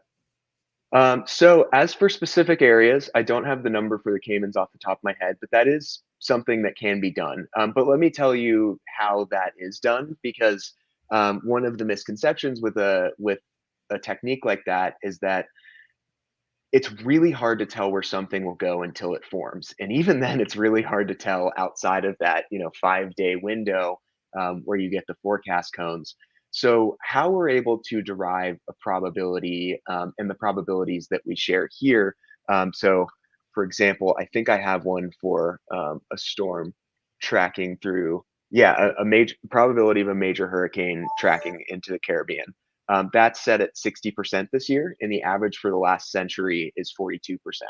So we are getting that average for the last century by taking all of the historical data that we have of storms and where those storms have tracked, and looking at how many storms over a period of time are striking that area. And that sets a baseline probability. We have 100 years of data.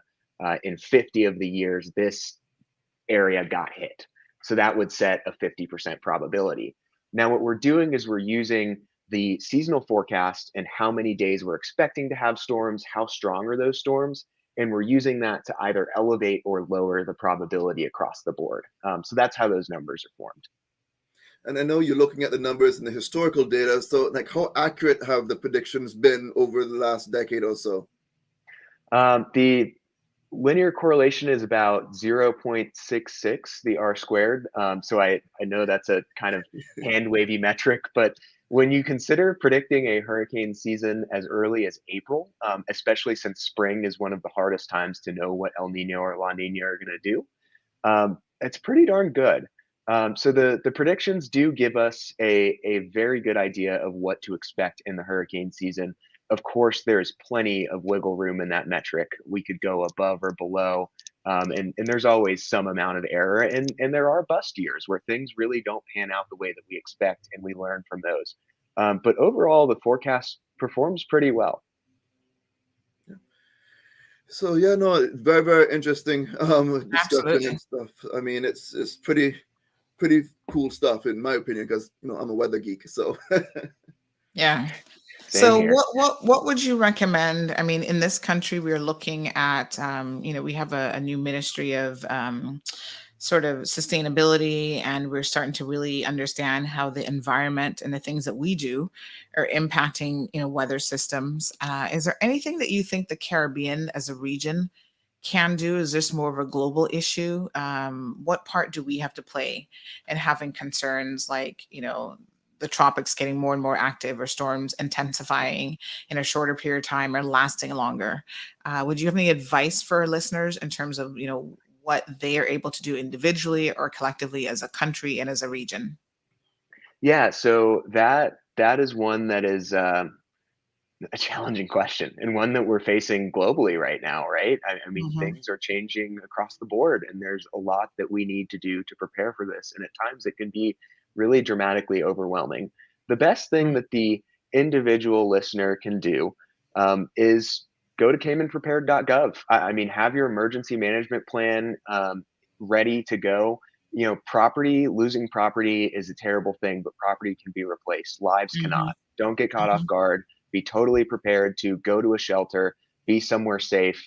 The Caribbean does an incredible job of having infrastructure available to keep people safe, Mhm. because this is a regular nuisance and problem year in and year out. So be ready. The other thing, because I mean, beyond changing the way that the world operates and emitting less carbon and things that feel really big for one person to do, which doesn't mean that it can't start with you. There's so many ways that we can commute using less gas, etc. Mhm. But one of the big things that we're seeing in our climate studies is the damage in tropical cyclones is going up, but it's not specifically driven from the storms. It's driven from a concentration of wealth and property along the coast. That at least in the U.S. that's happening, and I know it's happening other places.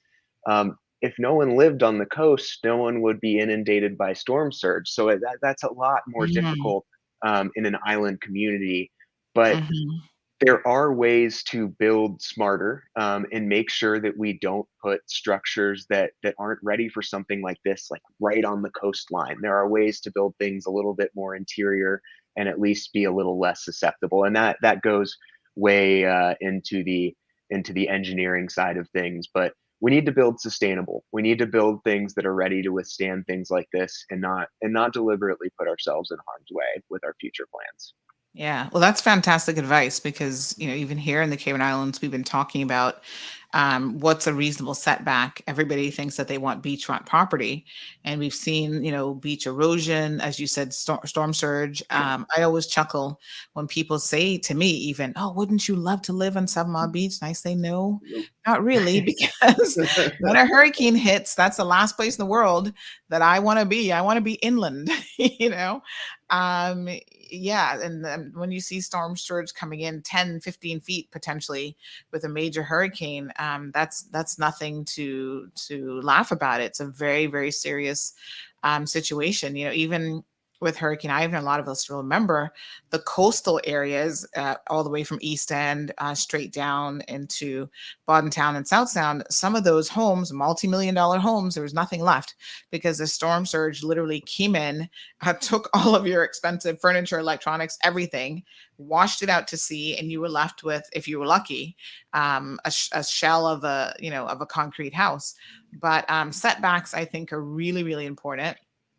And I think that that's some good, solid advice. So we want to give our viewers and listeners an opportunity to call in if you'd like to speak to Alex. Again, he's an expert in hurricanes, and he's happy to take your questions or your comments. 936 Bobo is the telephone number. Again, 936 Bobo. You can give us a call, or you can jump in on the live stream as well if you have any questions. Let's just have a look at what our listeners have online. So Jonathan says that he calls it corned beef season instead of hurricane season. So, Alex, I don't know if you know what corned beef is, but it's a canned meat that becomes a staple as a part of our hurricane supply kit for food. So he's saying, yep, it's That's a good corned beef one. coming up. Yeah. He also says that people need to build their houses higher and stronger, and that's the only thing that we can do, really. A lot of our homes here are not necessarily on stilts, although some people have done that. But yeah, we have fairly strong structures. But when you have a catastrophic, Ivan, listen, concrete is nothing for that storm, right? When you've got winds gusting over 200 miles per hour easily. And it doesn't even take a Hurricane Ivan type of Oh system to yeah. cause a lot of Oh my damage. God, We just yes. had last day a tropical storm that Yes. caused a whole lot of trouble. I mean, it was considered a strong tropical storm. It was like in between uh, turning into a Category Mhm. 1 hurricane, but even just that did a good number on some Yeah. areas in Grand Cayman. Absolutely. Tropical storm Grace was not very, very graceful.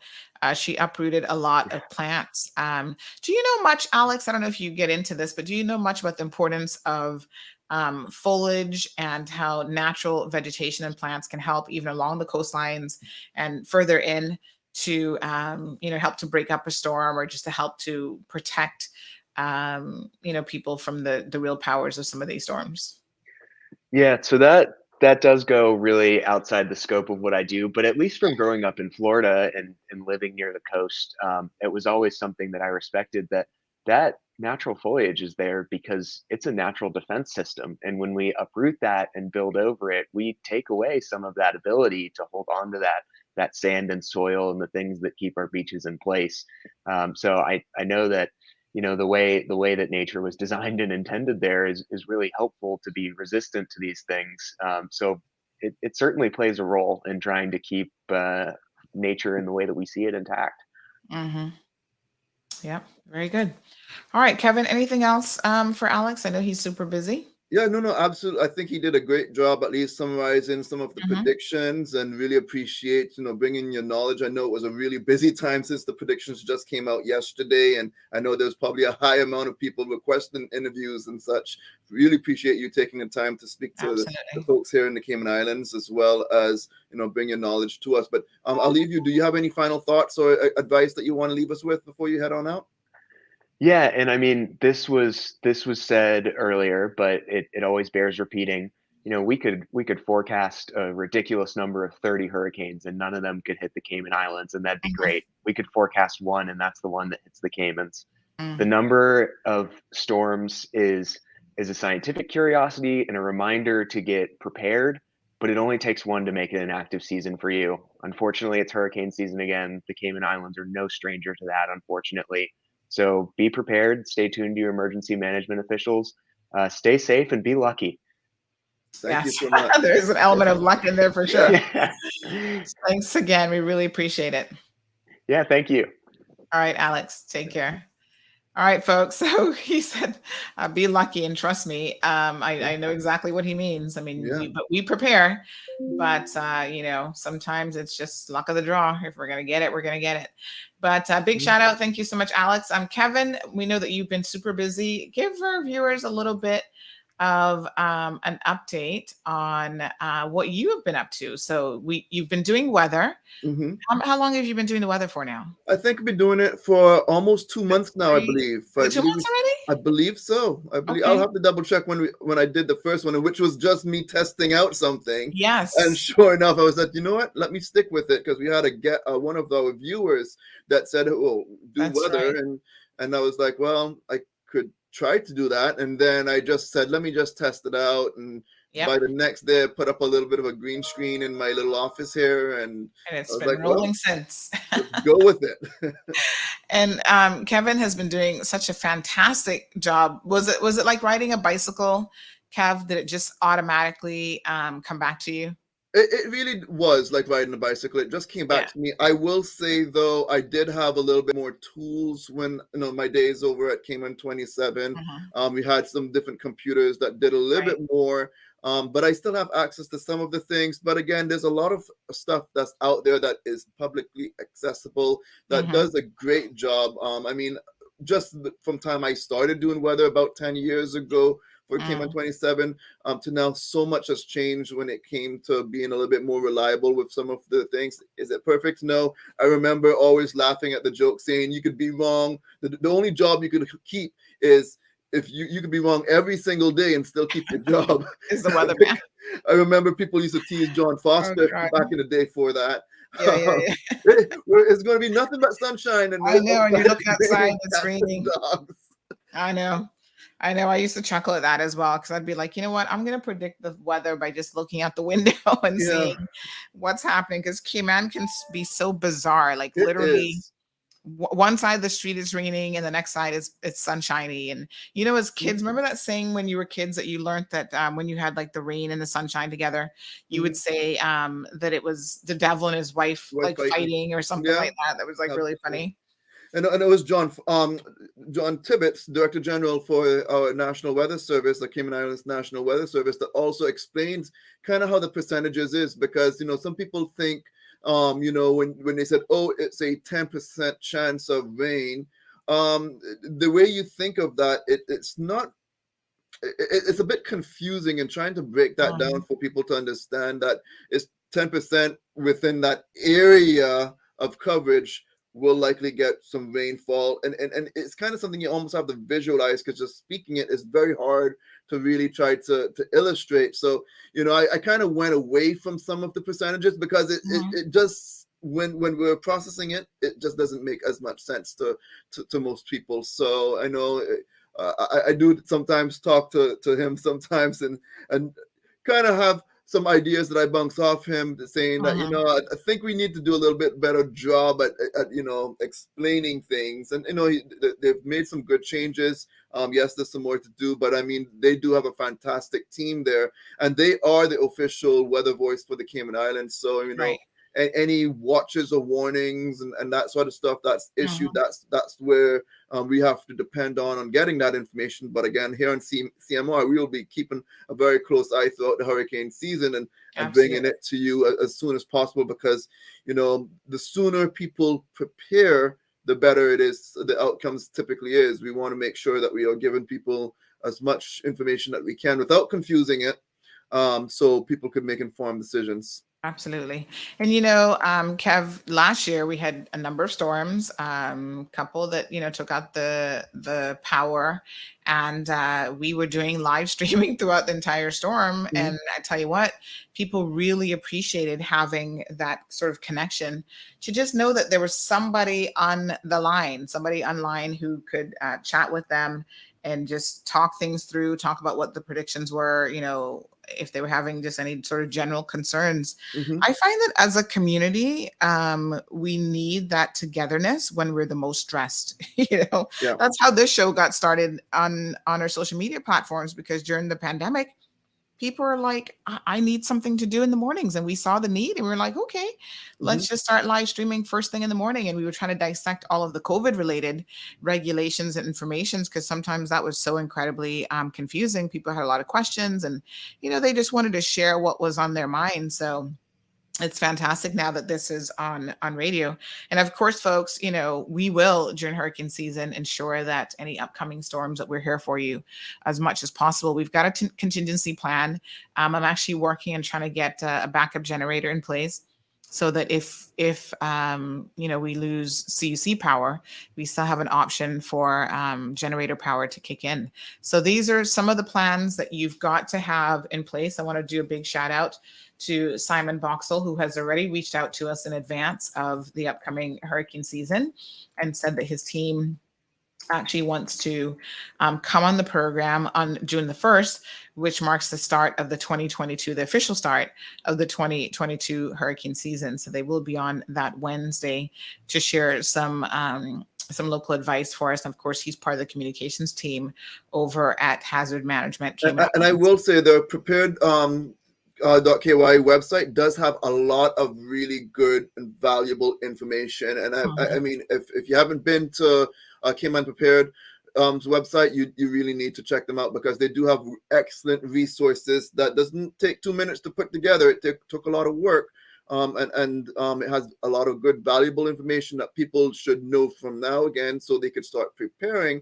Again, you don't want to wait till June 1st to start preparing. You want to prepare before hurricane season, because we might just be unlucky enough to have a hurricane coming down next to us on June the 1st, which is, when hurricane season officially begins. So, yes, the peak isn't until September, but at the same time, it's not impossible for something just out of the blue to happen. Again, either last hurricane season or the one before, there was a hurricane or a storm that came out in January. Again, it does happen. It's not often that it happens, but it does happen. So, we want to make sure we're prepared, and just having, some things, that corned beef in your hurricane kit and some water, because I mean, you don't want to be, having the National Weather Service announce we have a hurricane coming, and then everyone's going to Foster's or Hurley's or wherever they're going to get their cases of water, and they're going to be out. And let's say the ship that they have isn't going to be in for a couple of days and stuff. I mean, you don't have to go through those stresses if you already have it, because the shelf life on that is quite a few years. So you could just go ahead and start having your kit all ready to go for when it is needed, or if it's needed. And again, if it's not needed after hurricane season, go ahead and eat it all out, drink it all out, and then afterwards, as you prepare for the next season, you start to restore, what you took out. Well, the good thing about hurricane supplies, especially canned food, is they last forever. So, definitely. All right, folks. So it's going to do for you. Yeah. It'll last a good 5 years before you even have to worry about replacing it, really. But we do have some breaking COVID-related news that we're going to go ahead and share with you now. So this has just dropped a few moments ago from the Cayman Islands government. So the government has amended the visitor restrictions further. So again, this is coming out of the Ministry of Health and Wellness. Government has further amended restrictions on visitors to the Cayman Islands in 3 key areas. So restrictions on all travelers from countries with a vaccination rate lower than 60% for the first dose of an approved vaccine to quarantine. So that's the area we're going to talk about here in a second. Restrictions on unaccompanied, unvaccinated children to quarantine. And finally, the payment for quarantine facilities by government. So here's what is changing as of today. This is effective today. Amended regulations came into effect today. The current requirement to quarantine for visitors with vaccination certificates that cannot be securely verified and who have not spent the past 14 days in a country with a vaccination rate over 60%. So this is important because this includes countries like Jamaica and the Philippines, which we have a lot of people coming in from. It says that the first dose of an approved vaccine has been removed. So the requirement to quarantine, let me repeat that, for visitors with vaccination certificates that cannot be securely verified and who have not spent the past 14 days in a country with a vaccination rate over 60% for the first dose has been removed. The result of this amendment is any vaccinated person may travel to the Cayman Islands without being subject to quarantine on arrival if they complete the pre-arrival test, my apologies, complete a medical and travel questionnaire, and undergo a medical examination if a Customs and Border Control officer considers it necessary. They complete and submit a travel declaration to Travel Cayman no less than 72 hours prior to departing, and they provide evidence of the travel declaration when requested to do so by a CBC officer. Okay, so those are the requirements. And we'll put this up on our website so that you can go through and read it. Visiting, the next category, visiting unaccompanied children under the age of 12 years old, even if unvaccinated, will not be required to quarantine under certain conditions.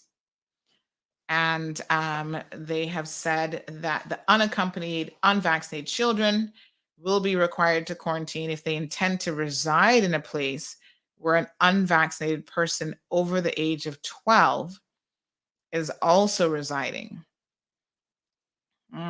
Okay.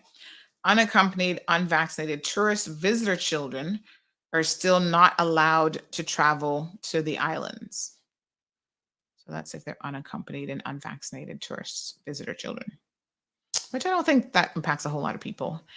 So the unaccompanied, unvaccinated child will be required to quarantine if they intend to reside in a place where an unvaccinated person over the age of 12 is also residing. Okay. So they're relaxing the rules a little bit to essentially mean that an unaccompanied, unvaccinated child, and that's defined as anyone under the age of 12, who is a Caymanian resident or person with close ties, will not be required to quarantine on arrival in the islands if they intend to reside at a place where all of the occupants ages 12 and over are vaccinated. Okay. So Regulation 13, there's a change to that one as well, which means that the government is no longer required to pay the cost of accommodation at a quarantine facility or isolation under the following circumstances. And they have a whole list of 13 things there.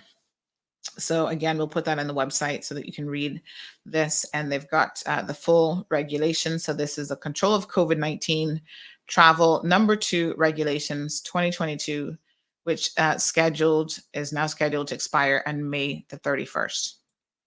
Kevin, any thoughts? Yeah, I guess it's just another step to kind of loosen up things a little bit more. We do have to get back to some sense of normalcy, and we have to take these little steps to start opening back up to get to that point. We're not there yet, and so I know the government does not want to just say, okay, open up just like some other countries did. They want to make sure that they're doing it strategically. So we'll just kind of see. It's going to take a little bit to understand some of that. I know you were reading it, and I'm still trying to figure some of it out. Yes, it takes a minute. It's a bit complex still, so I gotta. Yes. Sometimes I have to put my eyeballs on those words and read it a couple of times. It's almost like reading those legal documents. It's like, wow, that they could have written this so much more simpler. Yeah, and it's hard sometimes to explain. You've got to go like, what did that just say? Yeah, and especially now that you So just yeah. got it and it's kind of breaking, we got to kind of go through it. Mhm. Definitely, it'll get posted on the CMR website and more to Yes. come on it as we kind of dive in and kind of break it apart because it's a bit complex. But know there's some changes, know there's some easing. That's what we could say for right now for sure. Yes. And I know the first one about the 60% that impacts a lot of people coming from Jamaica, like I Correct. said, and the Philippines, because those countries both have lower than Mhm. 60% vaccination rates. So basically, for those individuals, if you come in with your vaccination certificate, although it cannot be securely verified, you now, Yeah. And I do don't have have a to. question on that because I know they said, I know specifically for Jamaica, because I have a lot of Jamaican members in my family, and Mhm. I was trying to figure out they do have a QR code. Is Cayman's not accepting that because Mhm. that's I guess how you could prove if they're securely verified. And I was always a little confused whether or not they think it's fraudulent because I think New York also had an issue where they had to provide some more documentation. I'm not sure if that's a similar case of Jamaica, but do you have any insight on that? Because they do have QR codes, but I don't know if that's being accepted as securely verified. Yeah, I think it isn't, and that's where the issue really lies. And so, essentially, now they've removed that requirement, Yeah. which I think is a good thing. And that's what I'm understanding based on what Mhm. you're saying. That's now Yes. gone, so they don't need that. Once they could prove they're fully vaccinated, they Yeah. could go ahead and come on over to Cayman Islands. Okay. Mhm. Yep. So, if you qualify, and again, there are some caveats to that. Obviously, there's some things that you might have to do in terms of you still have to complete the pre-approval. You still have to do you completed a medical and travel questionnaire, and CBC might request one of you. You still have to go through and do the whole Cayman travel declaration. So there's still things that you have to do. We're not at the point where you just show up at the airport with a ticket and they're going to let you in. But get those few things done, and you'll be good to go. Hmm. Mhm. Yeah, it's very exciting times for some people, I'm sure, that want to come to Cayman, and now they're going to be able to without having to sit in the quarantine for a couple of weeks or however long the period is, to be able to get on out. So. Yeah, for sure. Wonderful news. All right. That, like I said, just came hot off the press, but we wanted to share that with you this morning. Some of you might, already be making Easter travel plans, and I think this could be something that could impact your plans. And of course, children under the age of 12, who for some time now have been taking the vaccination status Mhm. of their parents. But of course, if they are going in a household, and they intend to quarantine in a household, with someone who's unvaccinated, that still remains a problem. And next week, Kevin, we're going to have a discussion. I might do this on Monday or Tuesday, but there was a child recently who was air ambulance uh, out of here under some medical issues related to COVID. And I want to break that down because there's a lot of our listeners who didn't quite understand what transpired there, and there were so many questions about health insurance and how was this possible. And so next week, either Monday or Tuesday, we're going to do a deep dive into that whole situation and really try to break it down for you, because I think we need to understand what happened and how we prevent it from happening again, because this is a situation where a country like the Cayman Islands does not have an open bank account with limitless amount of money. We don't just print money, right? We have to pay bills like every other country, and we've got debt as a country and so on. And we have to know how to manage even medical expenses so that we don't run into trouble. And there are a number of things I think that are very unique to that situation that leads me to have some questions in my mind. And I want to know what you, as a listeners, think about the situation once we break it down next week. Mhm. And we know one of the next segments next week is with Dr. Uskold, who's going to talk about fuel prices as well. With oil prices the way they are. I know the gas prices here and in the Cayman Islands is getting to be very, very difficult. And then I know you've already had CUC on to hey, brace yourselves, giving everyone that warning, saying, hey, within the next bill or the next bill after that, expect to see some big numbers on that bill that you're not going to like when it comes to having what you're going to have to pay CUC because of again the cost of fuel that they have to take back that money from you. So and with that, everything else is going up. I go into the grocery store, I'm spending more money in the grocery store. The same item went up 10-20 cents, and then when you put all of the different items that I buy, it certainly adds up, and so you're getting hit in so many places. And if it's happening to me here in Florida, I can guarantee that it's happening there in the Cayman Islands at a much higher rate. So yeah, for sure. Yeah. Kevin, let's talk about that. We just have a few more minutes in the program this morning. I had someone recently who went up to Miami and they said, gosh, Sandy, food is more expensive up here. Like everything is more expensive. Like a trip to Walmart, your money doesn't stretch as much. So in Cayman, we're complaining about the cost of living, and you go to the grocery store and you get a bag of goods and it's going to cost you X amount or whatever. And your money just isn't stretching the way that it used to.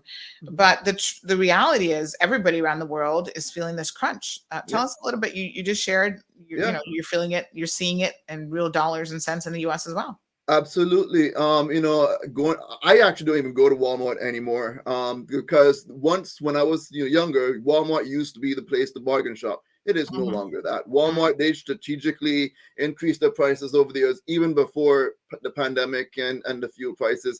Their stuff, the quality to me is lower, and I used to love Walmart, but I can't even find stuff necessarily in Walmart that I want anymore. But when I do go there, when I have to, because my mom is making me buy something to send down for her. Yes, Mom, I'm calling you out. when I do have to go there, it's not an enjoyable experience and this is a shopaholic here telling you the price I'm paying, and it's just not the Walmart that I used to know. So yes, I might pay just a little bit more on Amazon, but the convenience, the gas that it takes me to get to places, to me it's worth it. So that's where I get a lot of my stuff from. But everything is certainly going up. But there are some places like where I work at the University of South Florida that is well aware of life's challenges, and they're very into that work-home balance. So for the most part, I'm allowed to work from home if I want to, most days of the week. The only days that I go really into the office now is on Mondays for our in-person meetings, or when there's something that is required for me to be there in person, a special meeting, a special opening, something that requires my presence. But that saves me significantly on gas. And I drive a Chevy Equinox. It's an SUV. And so, I live in Lakeland, and so my drive is about 45 minutes to Tampa. And so based on my mileage, I used to average, if I had to go every single day when I did have to go into every day, I average about 3 full-ups every week.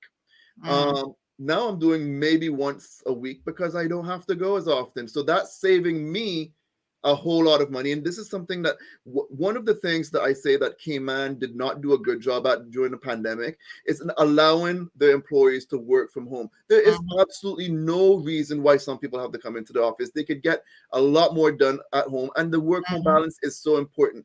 I got lucky because also our head of communications for the university, she has a young child. She has a very young child, and so that work-home balance is very important to her. But I'm going to tell you, our productivity from working from home is far greater than when I go to the office and get caught up in this conversation and that conversation. When I'm home working, yes, I could come on the CMI show and still get my work done. I've been working. I could get things done. If I want to do a load of laundry, I could do a load of laundry. If I want to cook my own lunch to save some money, I could cook my own lunch and not have to worry about warming up leftovers, this, that, and the other. So there's so many things that I could do from home, still get my work done, get my house errands done. Kevin, let me just stop the radio show. My apologies. We got carried away here. Folks, our radio listeners, thank you guys so much for tuning in. Have a fantastic weekend, and we will definitely see you on Monday morning. Thank you for tuning in to another episode of The Cold Hard Truth on Bobo 89.1 FM. Cayman's #1 talk show is live weekdays from 7:30 a.m. Never miss an episode again. Watch anytime on CMR's Facebook and YouTube channels for the latest show episodes. Don't forget to follow us online on our social media channels and visit CaymanMarlRoad.com for all the latest news and community happenings.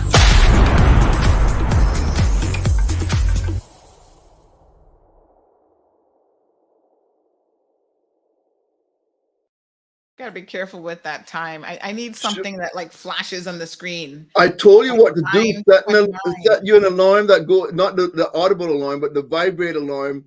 I need a I need a new watch or something that at 9:29 it's gonna be like boom, bloop, boom. bloop, bloop, bloop. Time to end the show for the radio because it automatically. I think how it works is automatically at 9, I guess 31. Probably they can't hear me anymore anyway. So Jerry says their CUC bill is already up by $100. Ricordo says we wouldn't complain if we had an increase with the wages. Mom is sending some love there. Let me go back to that comment real quick. And it goes to exactly what I was saying.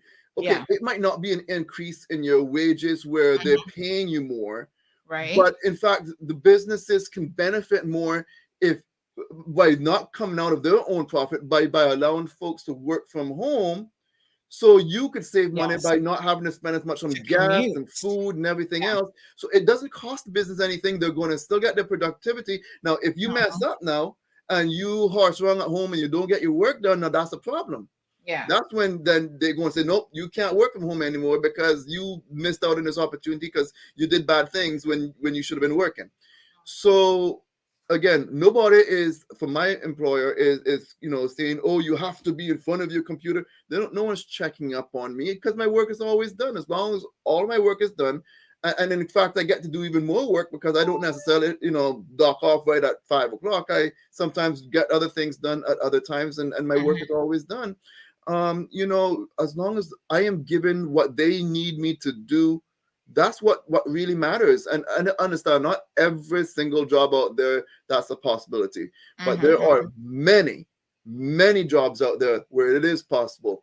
And I increased my internet speed and stuff at home because I wanted to have that. And I never asked my employer to subsidize that because I'm now saving money. Again, I was mentioning right before we had to cut off the radio that I am now not filling up my car an extra 2 times a week.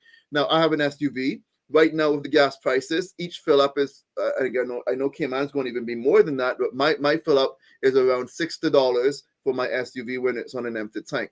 That's 60 times 2.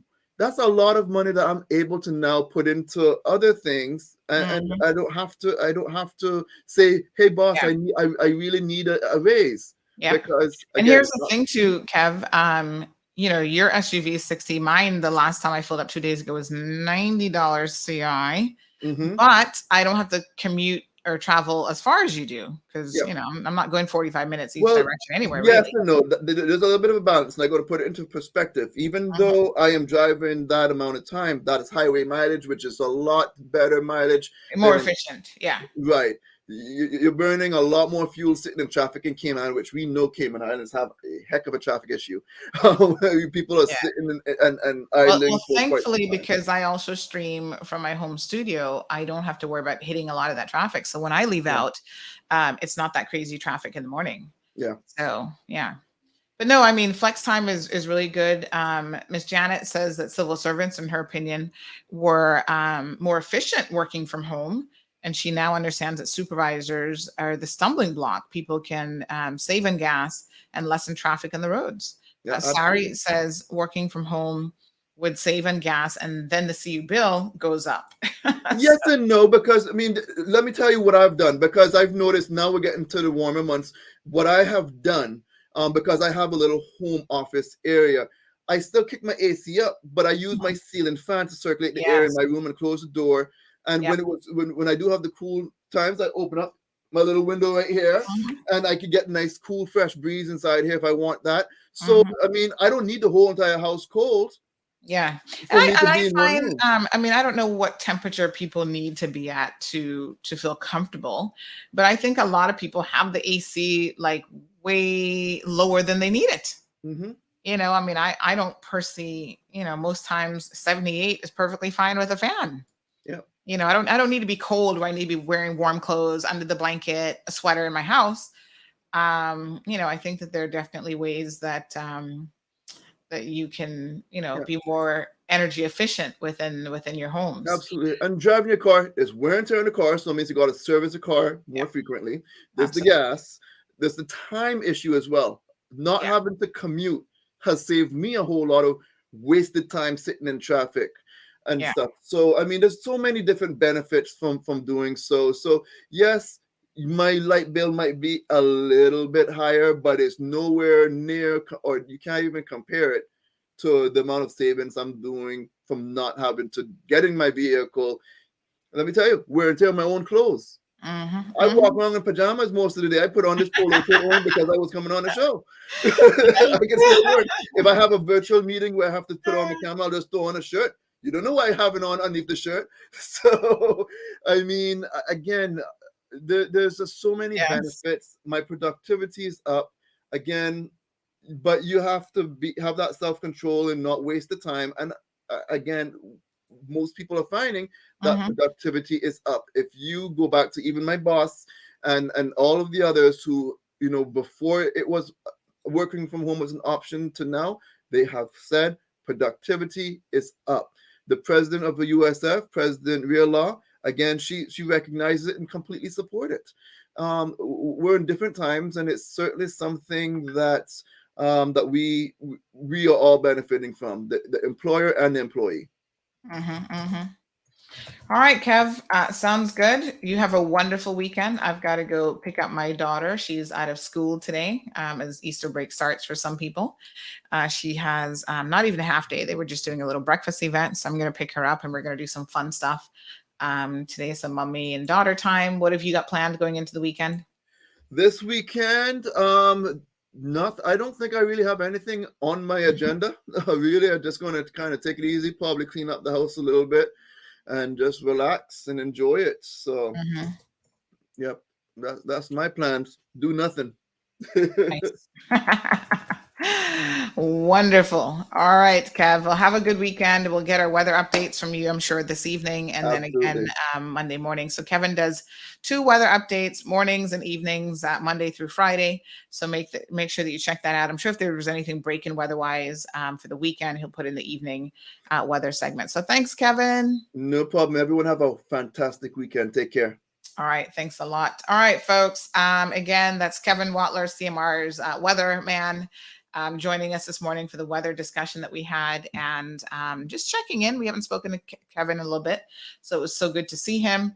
And like he says, productivity, when you've got your computer and your gear and everything in front of you, it's super easy to get it done. Folks, have an absolutely fabulous and wonderful weekend. Please be safe on the roadways. Encourage you to slow down. Don't drink and drive. Don't use your phone and drive if you can help it, just to make our roadways a little bit safer for everyone. Take care, and I'll see you guys on Monday morning. Thank you for tuning in to another episode of The Cold Hard Truth on Bobo 89.1 FM.